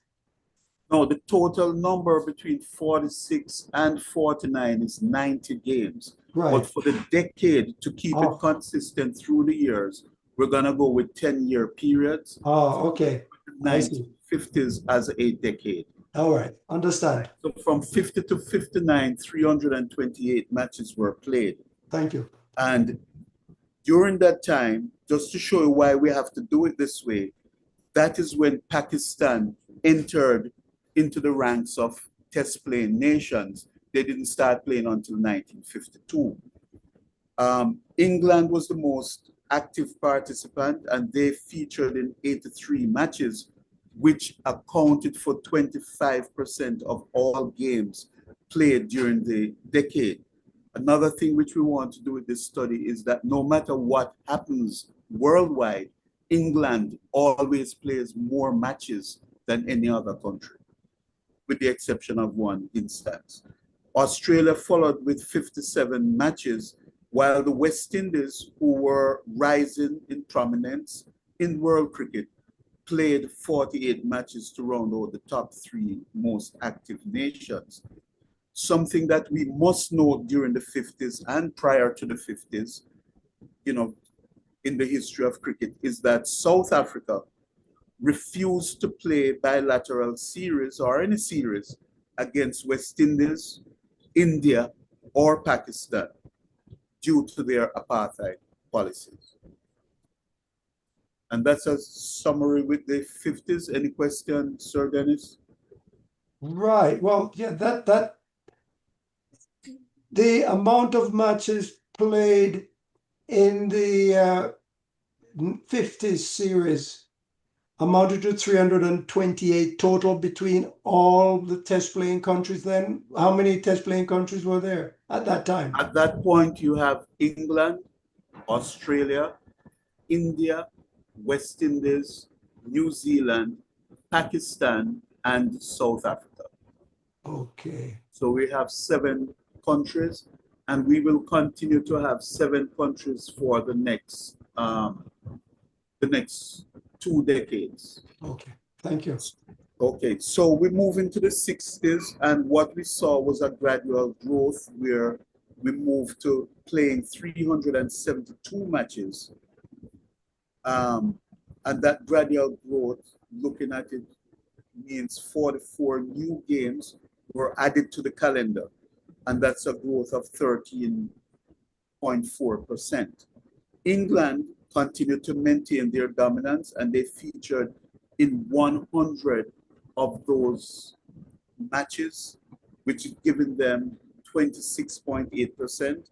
Australia again followed up with 67 matches, but then India moved into 3rd place ahead of the West Indies because they played 52 matches during that decade, as opposed to West Indies 49. And we can see from that Test cricket grew steadily during that period. In the 70s, and we also have to remember that West Indies was extremely popular during these years. In the 70s, we saw that growth go up to 396 games, an increase over the 372. It was a very modest growth of 6%.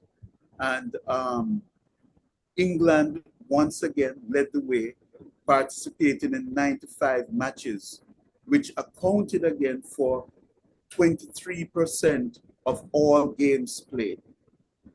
Australia again followed with 83 matches, while once again, India featured in 64 games, completing the top 3.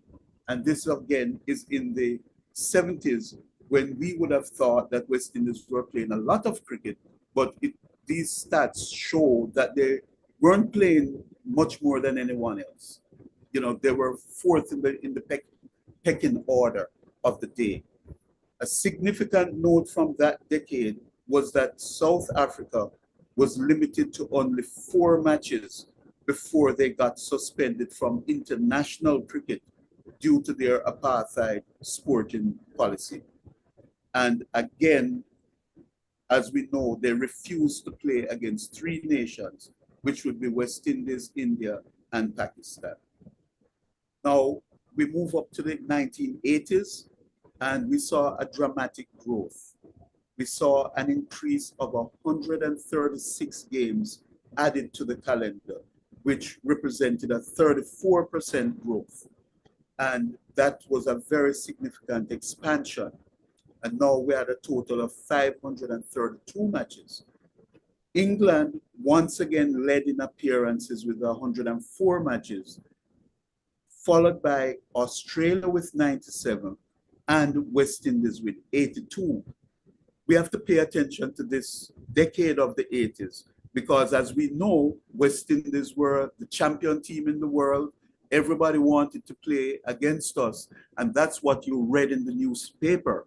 But gentlemen and whomever is listening, that was simply not true, because West Indies, again, even though they were 3rd on the list in the 1980s, India played 81 games compared to the West Indies 82, and Pakistan played 80 games compared to the West Indies 82. Now, I will mention Pakistan because the decade before, which is the 70s, they played 46 test matches for the entire decade. And in the 80s, they gained an additional 34 matches, which was a whopping increase. And they are the ones who actually benefited in the 80s. Whatever the shift was, it was not West Indies that benefited from it. It was really Pakistan who benefited from it.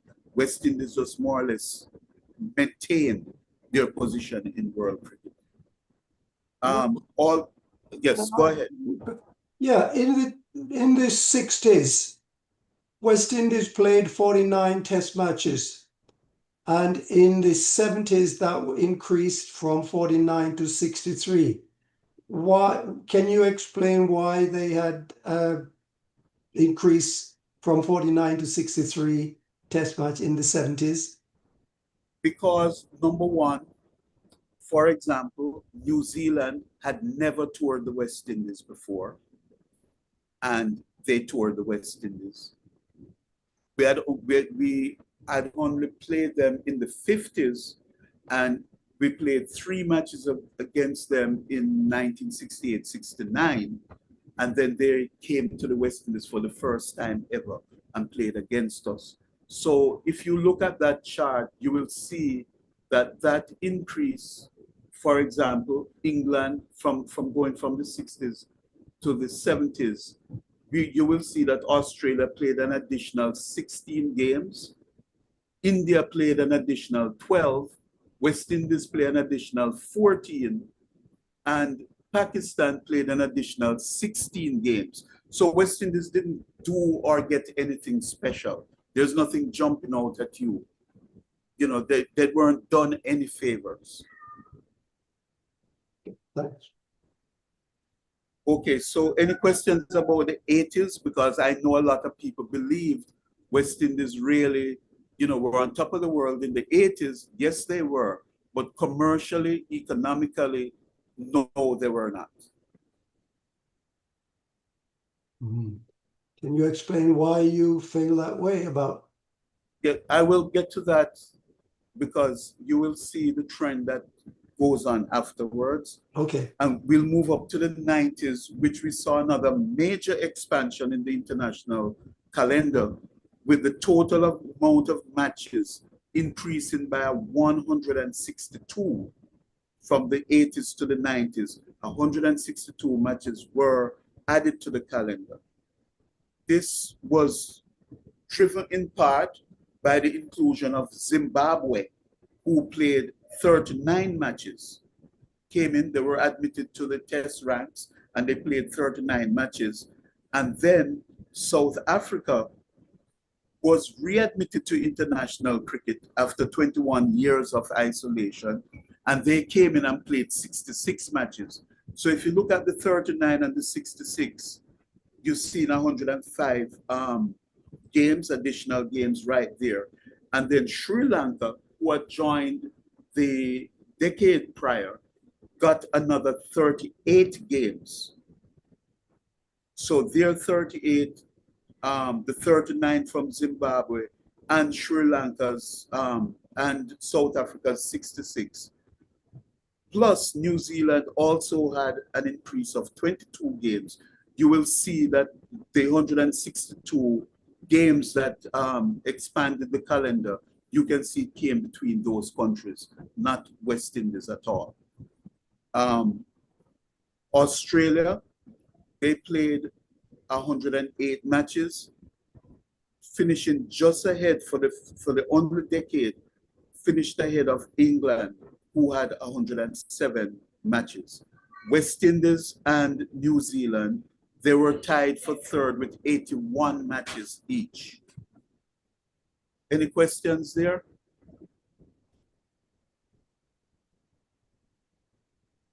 Okay, I'll move on to the decade of 2000 to 2009. And this was the greatest and most dramatic surge in international cricket. This is the decade from 2000 to 2009, where a grand total of 927 matches were played, which is an increase of 33.5%.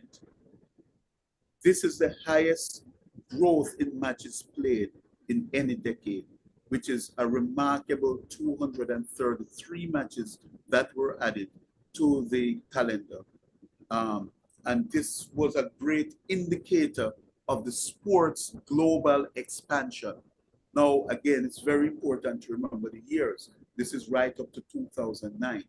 England got 129 of those matches, followed by Australia with 115.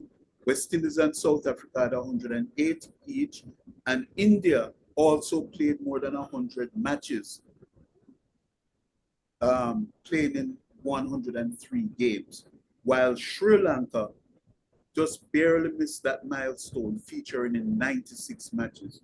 So we can see the decade of the 2000 to 2009, we had 5 teams playing over 100 matches, and a 6th team playing 96.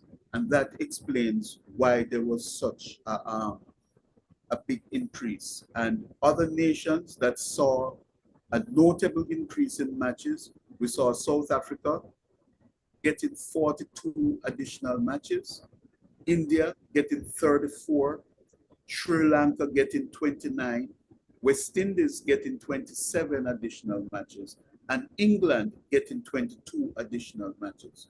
Once again, we can see, even though West Indies increased, it was no big deal because at least 3 other countries got an increase greater than the West Indies increase. So, Brother Derek, yes. In the 1950s, there were a total of 328 test matches played. And by 1999, there were 694 matches played. So in between, there's been a sort of a steady upswing of test matches, popularity. Yes, absolute popularity, global popularity. The game is increasing. Up to 16 years ago, it had exploded. Test cricket had exploded. It had so many test matches had never ever been played before. But we are getting the story that test cricket is dying. There's a difference between dying a natural death and being killed. There is a huge difference with that. And we need to look at things like this to understand the motive behind people selling out. Dennis, can I ask Mr. Brown a question? Yes. Yeah, go ahead. Go ahead. Okay, during this period of time, if you compare the popularity of Test cricket and the popularity of T20, how many changes have been made to T20 cricket as for Test cricket? How many innovation have been implemented in T20 games? Okay. Can you tell me that too? No, and the reason for that, Mr. Francis, is because we're up to 2009, and I've just illustrated that up to 2009, nothing was wrong or seemed to be wrong with Test cricket. Okay. Now, the following decade, which is 2010 to 2019, and remember, we just saw 233 matches added to the sporting calendar for Test matches. So what could have been so wrong while you're adding so many games? Now, the next decade, it decreased by 61 games, which is the decade that ended in 2019. And that decrease, for the first time, we had a decrease in the amount of games that were played. And what we'll call that a steady decline. It was only a decline of 6%, just compared to an expansion of 33%. And like anything, whether it's goods, commodities, or whatsoever, you're gonna hit a peak and then you're gonna level out. Nobody keeps growing. Nothing keeps growing. Tobacco doesn't keep growing. Even the liquor industry just doesn't keep growing just like that. Any industry, it grows, it tops out, and you have to make adjustments as you go along. But the point I really want to prove to establish is that even though the game was growing, it probably wasn't attracting the number of spectators. Well, and it wasn't.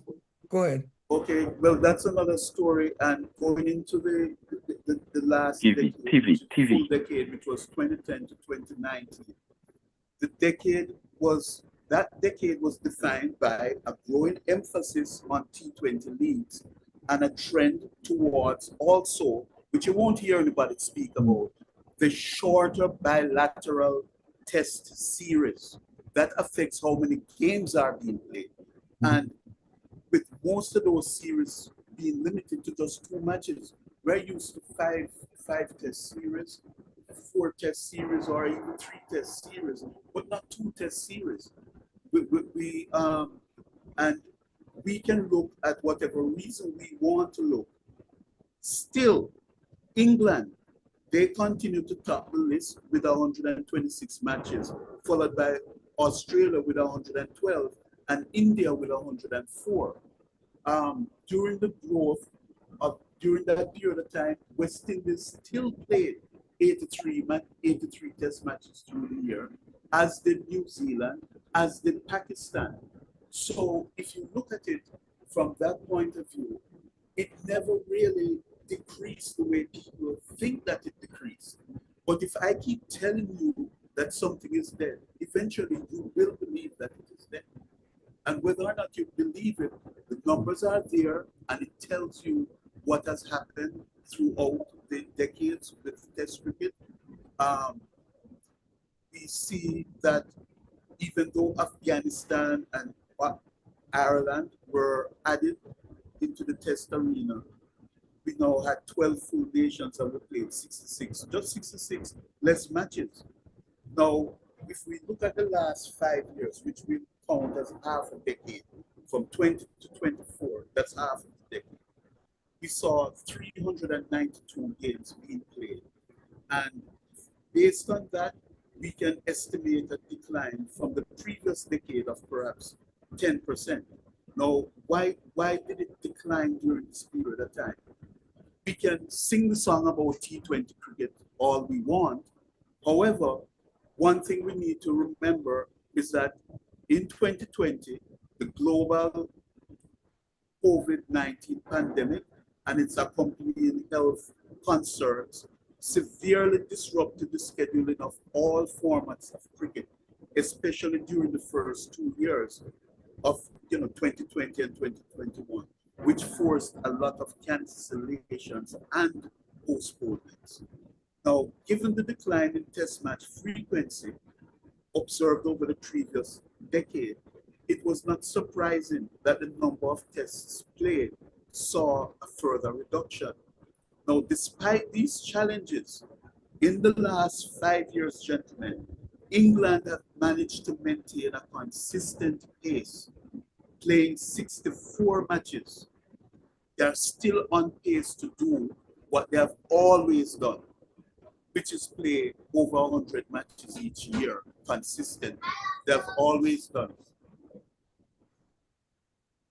India followed with 48 matches, and Australia completed the top 3 countries with 41 matches.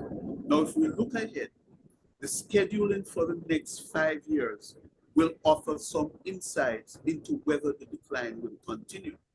However, with the World Test Championship now a central part of the international calendar, there is hope that any further decline in the number of test matches played will be limited, potentially not exceeding 10% over the course of this decade.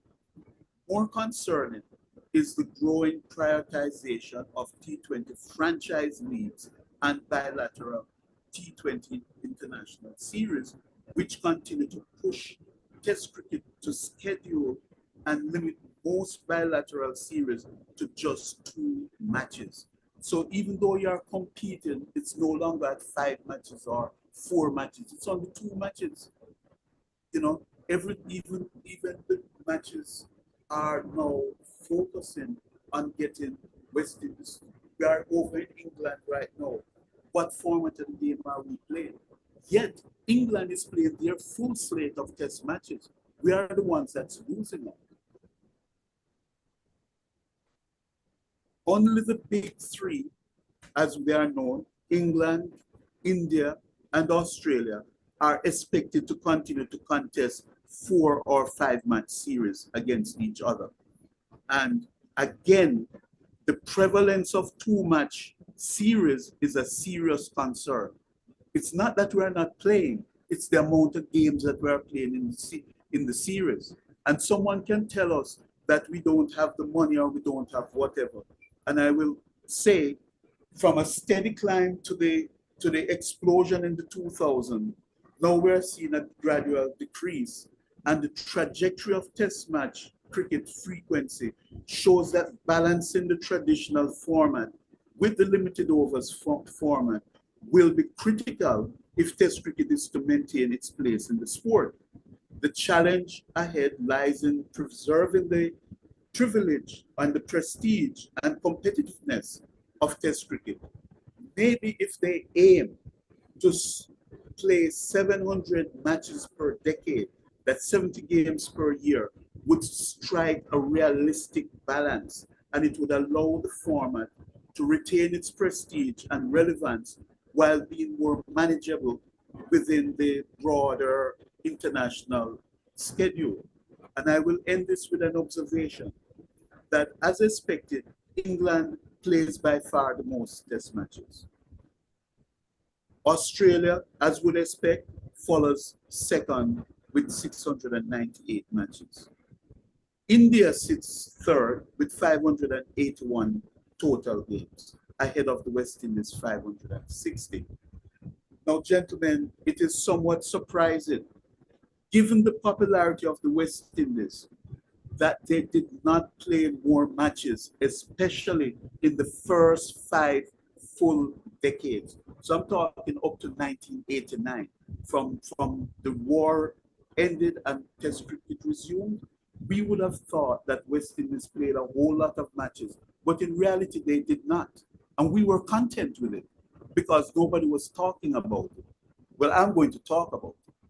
Now, between 1950 and 1989, they were on par with India in terms of test appearances.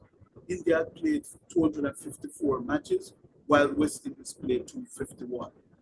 What is particularly revealing is that despite West Indies' dominance and global appeal during the 1980s and up to the mid-90s, West Indies did not capitalize on their success by securing more bilateral series.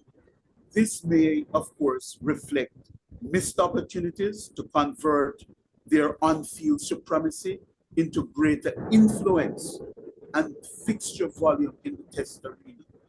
Now let us consider, was it administrative and structural factors such as lack of political clout or financial leverage that prevented us from parlaying that into playing more test cricket and having more say in world cricket affairs?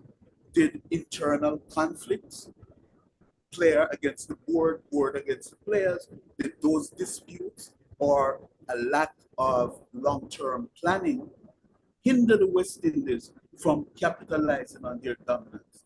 And did the economic and commercial power of other nations shift the focus away from the West Indies?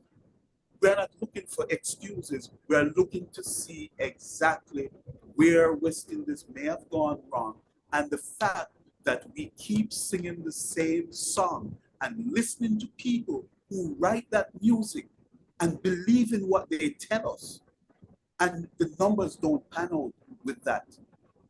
And we must stop believing and do our own research. God blessed us with intelligence, and we once ruled the world, and we should not allow people to tell us how to view our cricket. It's our cricket. We cannot go to any other country and tell them what to do. And when we were on top, we did not put our foot to the pedal and move full steam ahead. I'm open to any questions. Brother Dale, do you think then that, you know, over the decades, looking at all these amazing number of test matches played, is it your conclusion that test match cricket is not dying or has not died?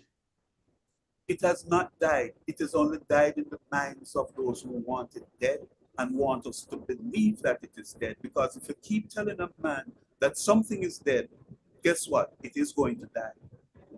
And you're not going to resist when they start killing, really killing it, because you have already believed that that it is dying. All right. But Dale, I think you in your presentation there, you summed it up right. There's a big difference between dead and killing, or trying to kill. They are trying to kill something that is not dead and it's not going to die. I'm going to say that. All right. Thank you, sir. Dale, you said it is somewhat surprising given the popularity of the West Indies that they did not play more matches, especially in the first 5 full decades. Did you come to any conclusion as to why they didn't play more 5 full series matches? Well, they weren't scheduled to play, of course. And we, in general, no one is speaking about the numbers. It's almost like no one is saying how much money you have in the bank. So whether or not you're poor and destitute, nobody cares. Nobody realized that, you know what, we're not playing more matches than England. We're not playing more matches than Australia. Even though we're touring, we are still not playing a lot of matches. We played Pakistan quite a few times in the 80s. They were all 3-game series, 3-match series. Even though we're there playing them, it was not, and once I will say this, when we played England, one of the biggest mistakes West Indies ever made, and we know they stopped us from playing county cricket, etc. You know, the county cricket. But one of the biggest mistakes we made was beating England 5-0 and 5-0. And it was not going to happen again. And we don't realize that the man with the plan will have the counterfeit dollar in his hand. He's trying to tell you something because he knows you're not going to check it out and really examine it. West Indies had to be stopped. All right. Dale, Go ahead. Dennis, Go ahead, Ian. I agree with you, Dale, but West Indies, on the other hand, did not make a plan when they were up to duplicate what they were doing right and have a system in place to produce the type of quality of players. So when they were refused entry into England in the counties, and then the IPLs and the other T20 leagues came, our top players left. So we didn't have anything to attract crowds. When we produce a test tour, and I think that had something to do with it as well. Dale, we can see that currently 2020 to 2024, there are so far 392 total test matches played. And I know we're only halfway, but can we project that to the end of to 2030? And does that suggest to you that as many as 800 test matches will be played in that period? Yeah, we are on pace to play just below 800, which would reflect about a 10% reduction from the decade, the previous decade. And I believe if we try to maintain about 700 test matches per decade and give teams like the West Indies a chance to develop their players, which is in our own hands. As Mr. Francis said, we don't have any long-term planning to develop players. And that is one of the problems. And someone had said earlier, I think it was Mr. Francis, the other Mr. Francis, these players now, our players, more than any other country, they do not have any loyalty to West Indies. It doesn't seem that way. And so they go to the IPL and wherever, and they give their all, they give their best. And when they come and play for West Indies, they seem to be tired. They're not, all of a sudden they seem ordinary. Their mental strength is gone. You know, I for one do not feel happy when I see Nicholas Pooran hitting sixes all over India. And we are playing England, and England is taking the series dead serious, and Pooran is begging off because he's tired. But he's only rejuvenating his body to come to the US to play the glorified Major League Cricket. How am I to feel happy about that? Or anybody to feel happy about that? What is the economical driving force between, you notice that ever since the history of Test cricket between the 40s and the 2024, England plays a significant amount higher than everybody else, but Australia is right below England and India. Now, if you look at it, is that being driven by the economic factors that England and Australia can generate a lot more money out of a test match? And of course, India's on the rise now. Is that the driving force that's keeping other teams out, but England and Australia and India now? Okay. No, absolutely. As far as socioeconomics and economics are concerned, absolutely. But you also have to look at the infrastructure and the investment in the infrastructure. Right now, West Indies women, for example, are in England, and they're getting, beaten so badly. A lot. Look at the West Indies team. We have a 15-man squad over in England, 15-woman squad over in England. Of those 15 women, believe it or not, 10 of them are below the age of 25. Okay. When you look at England's structure, how can you expect these youngsters, very inexperienced, to really compete against England? Now, it bodes well for the future if you plan for that future, because in 4 years' time, all these youngsters will be about 25, 26 years old, 27, in the peak of their career, and we may get the reward for the investment, but it means the administration have to keep these youngsters together to get the full benefit of them. Because now we only have, even our great player, Haley Matthews, has not yet touched 30.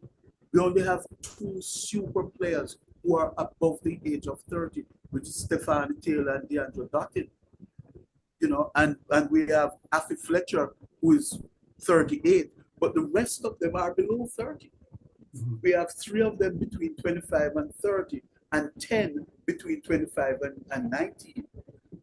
So it bodes well, but do we have the structure, the infrastructure, and the administrative insight and vision to keep these girls together, just as how England have their league and Australia have their league?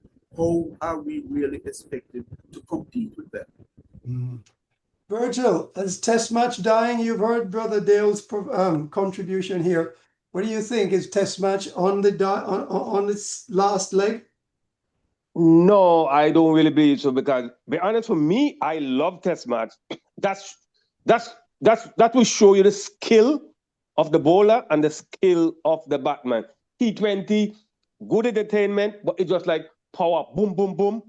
And everybody like to see that, except they like to see when 6 hit, except when the bowler dominate out the team for every 100, everybody started complaining like bad batting or whatever it is. Nobody give credit to the bowler. But for Test match, for me, I love Test match, and if as somebody, I think Ivor was saying, if you tell somebody that test match is dying, you tell them just like you here in this country, if you tell a lie enough, people will believe you. That's the same thing with test match.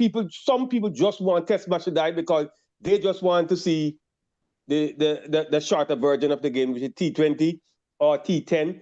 And it's not about skill. It's just about power hitting. And if you really want to see how a batsman can really bat, test match is the ultimate one. It just happened that sometimes most people before used to watch it a lot because you don't have nothing much to do.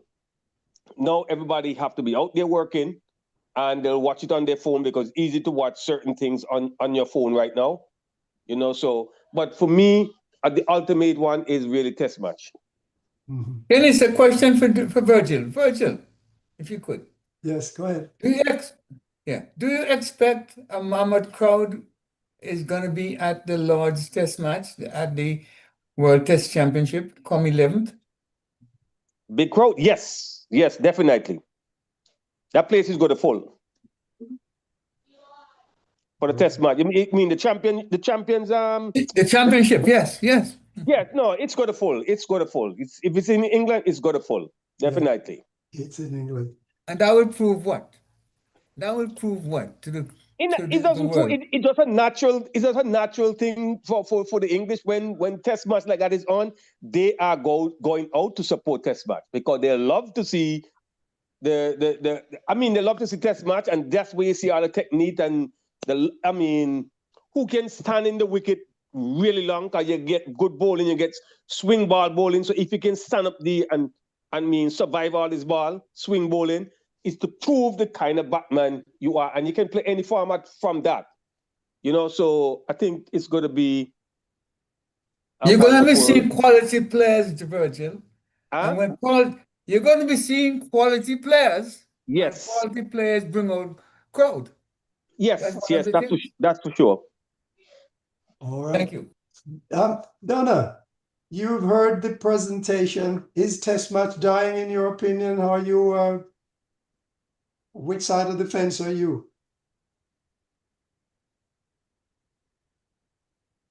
Donna, you're muted.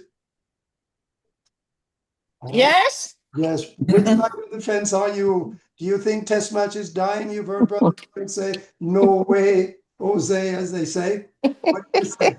When Donna loves... It may not be dying, but what I find is that it's probably not as popular as the other formats.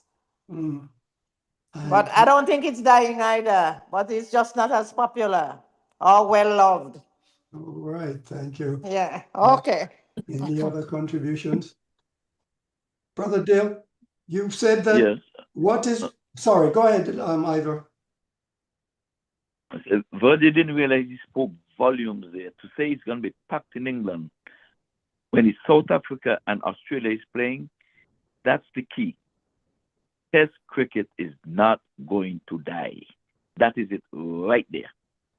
Not only English going to come out in the numbers, South Africans, West Indians, Australians, even Indians are going to be going at those games. It'll be a pack house with everybody. Thank you. All right, thank you for that contribution there. Brother, let me add something to what Ivor said. Go ahead. I didn't even realize it's South Africa and Australia playing. Now, South Africa going to T20, how many years, never win a championship in T20. One day, the same thing. Okay, now South Africa have a chance to be the champions in the test match champion. So for me, I'm going for South Africa in this because I think they have a chance to the long format of the game to stay and bat long and win the championship. Then you will see how much South Africans, maybe anywhere in the world, most of them prefer, everybody like the entertainment T20, but they prefer the test match because their country will end up and be the first time to win a championship, and it will be a test match championship for them. If they win. Dennis, question to Virgil. Go ahead. If we were to replace South Africa with the West Indies, would we have a crowd? A large crowd? Packed house. Mr. Answer me, Francis, please. do you really want me to answer that question? Yes. All right, answer, Virgil. I'll say on, but you can turn it around and you figure out what you get. O-N. Virgil, I'll help you with the answer, Virgil. Virgil, no, I'm gonna help you with the answer. I bet you my last dollar, Christmas between South Africa and West Indies, the TV viewers will surpass most of the test playing nations playing one another. I would bet you that. TV. That's very why it's TV, not people going out to watch no down there for 5 days. They're looking at it on TV. That's where they're making their money. TV, right? Yeah, that is true, Ivor, but I'm going to kind of disagree with you because when Eva said somebody in West Indies, I'm going to say no. That's why I said turn the on, O-N, and you turn it on, you get no. And I'll put H with it and said no. Not West Indies right now. Well, I'm going to tell you right now, West Indies is still a lot of people's second team. Trust me on that one. Yes, our second team, but still performance-wise. They're going to look at them. On paper, Ivor. No. No, they're going to look at them, even if it's just to see them get beaten for all the blows that they gave over the years. They're going to watch. You're not talking to Dan, huh? Dan and I don't watch. No. All right. It's really heartbreaking. It's really heartbreaking to watch our team with honest truth because, like, as I say, it's a good thing I have two hearts. Because if I have one, believe you, probably I would end up in the emergency room very often.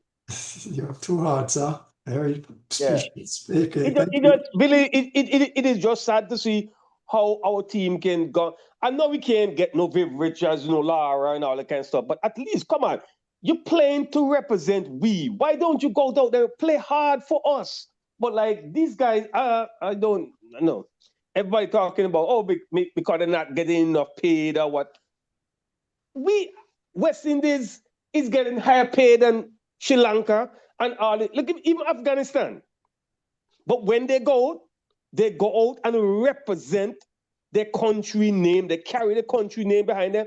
They sing the national anthem and they represent the country to the best of their ability.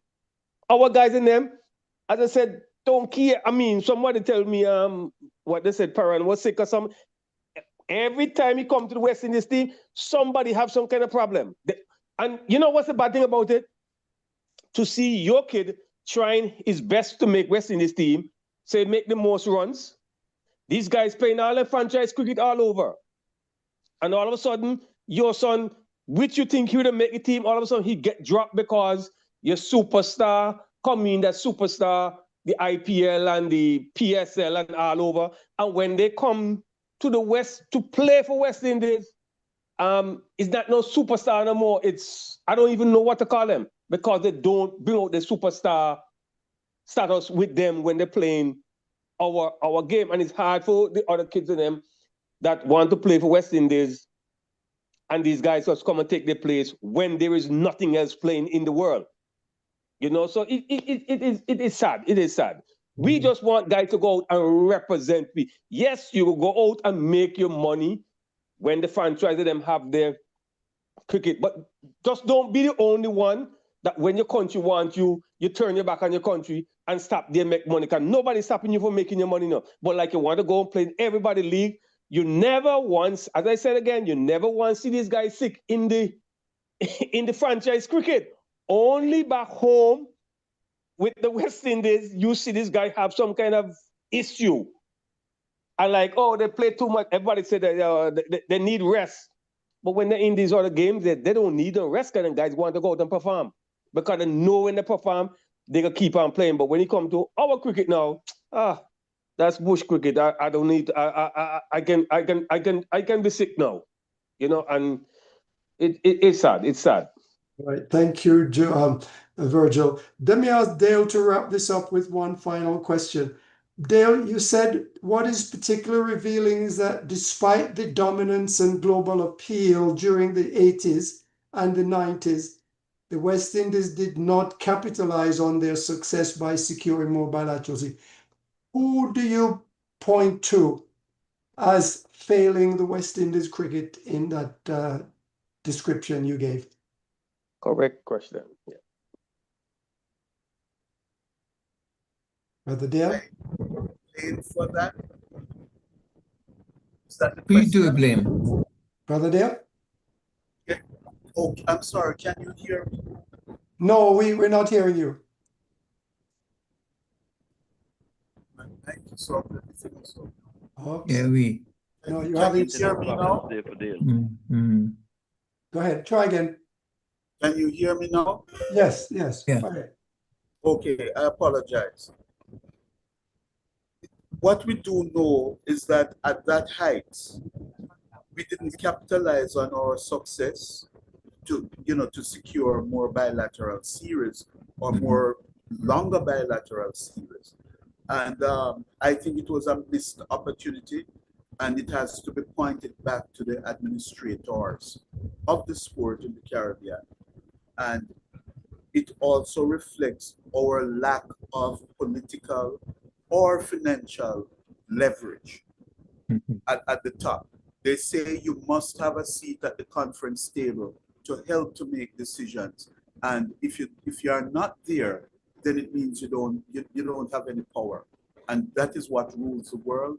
You have to have a seat at that table where whatever you say can go. And a lot of times we hear about internal conflicts, the player and the board, the disputes that they are having. We look at a great player like Sir Vivian Richards, who was not even accorded a decent goodbye, so to speak. Yeah. We look at the confusion with the captaincy, with Desmond Haynes to Richie Richardson, and so on and so forth.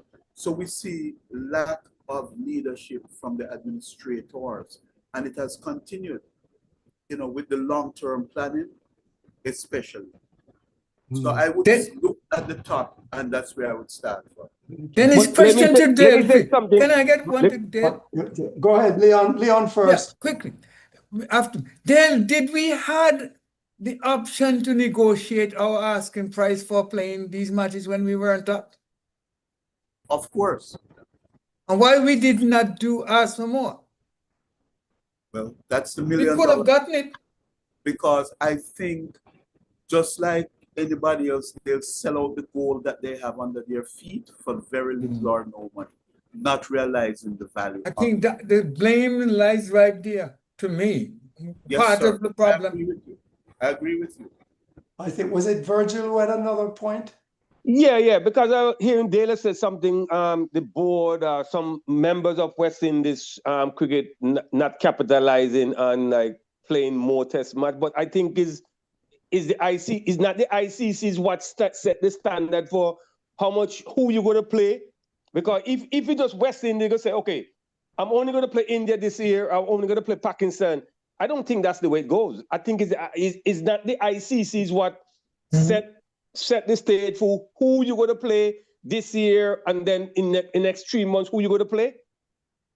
You're correct here, but do you know who the ICC chairman was at the time, by any chance? I have no idea. Look at the tall Barbadian who used to wicket keep for the West Indies. Walcott. Sir Clive. Clive. We had a man at the top, but again, we did not leverage the power that we had in our hands. All right. Sounds like the bell is rung. And I'll just say this to Leon and ask you as a matter of parting. Fraser McGurk has been dropped by the Australians for the West Indies tour coming up later on this month and next month. What is your thought on that? Because I know you were well gung-ho on Fraser McGurk. That's a wrong move, a bad move, a young player with a lot of talent. I can't lose against the West Indies. I'm telling you. And Australia should be able to gamble with at least a quality player like that. England embraced Bettel in all three formats, and if there were four, he would have been included in the fourth. So why? Why are they not using this young talent? I hope Joel Andrew will improve on his performance, and then West Indies have an opportunity to pick him in all three formats as well. Thought. That's my thought. Who the person you was talking about from Australia? McGirt. Is that the guy? Fergus McGirt. Is that the guy that went out in the test match and playing like he's playing T20? Yes, he hit yes, that's the one. He hit Boomer for a few. That's the one. Listen to me. Australia make the right decision. 100% behind Australia. You don't go out and play like you don't play test match like you're playing T20. No, that's not the guy. That's not the guy. Well, my apology for that, because I was so disappointed in the way how this guy, you have a chance to sit down in there and make one. You want to play like a T20, but it's not the guy you're talking about. So yes, that's the same one. I'm sorry about that. No, it is the same one, Ivor. McGirt. No.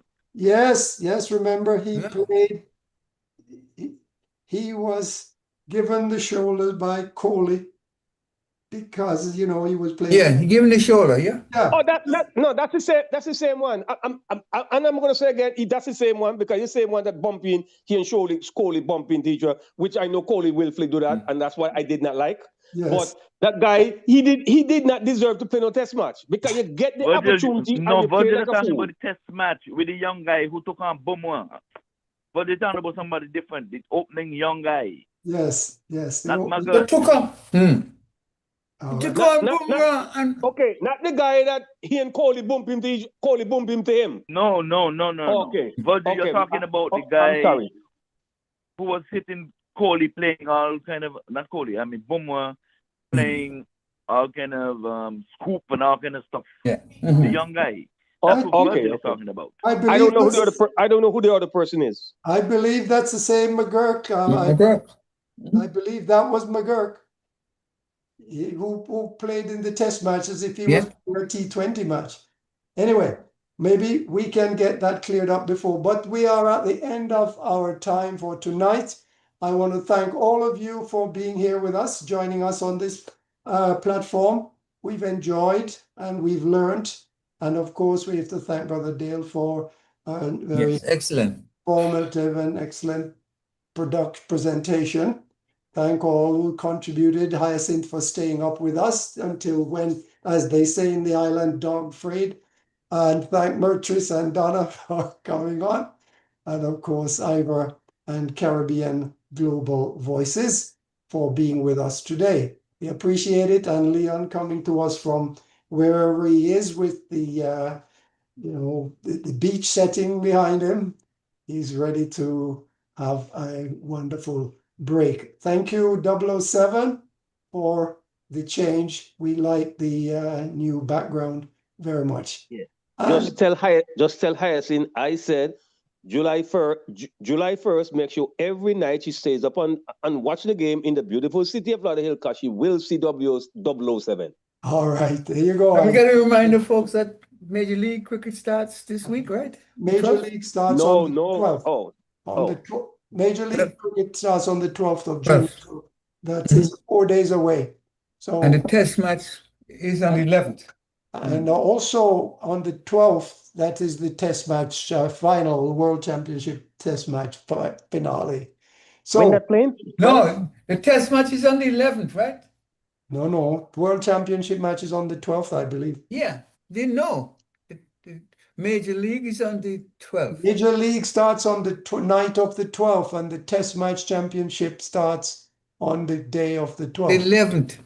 The 11th? Yeah. All right, I'll take that from you then. Take that home. I'm corrected then. But, yeah, okay, no problem. So thank you all, and we hope you'll come back and join us again next week, same time here on the Cricket Show. And good night, all. Good night. Good night. Good night. Good night, Hyacinth. Good night. Good night, Hyacinth. Good morning, Hyacinth. Good morning, Hyacinth. Good morning, Hyacinth. Somebody get it right. Somebody get it right. Right. Thank you all for being with us. It's a pleasant evening and a good week. Bye-bye. Likewise. Bye. Good night.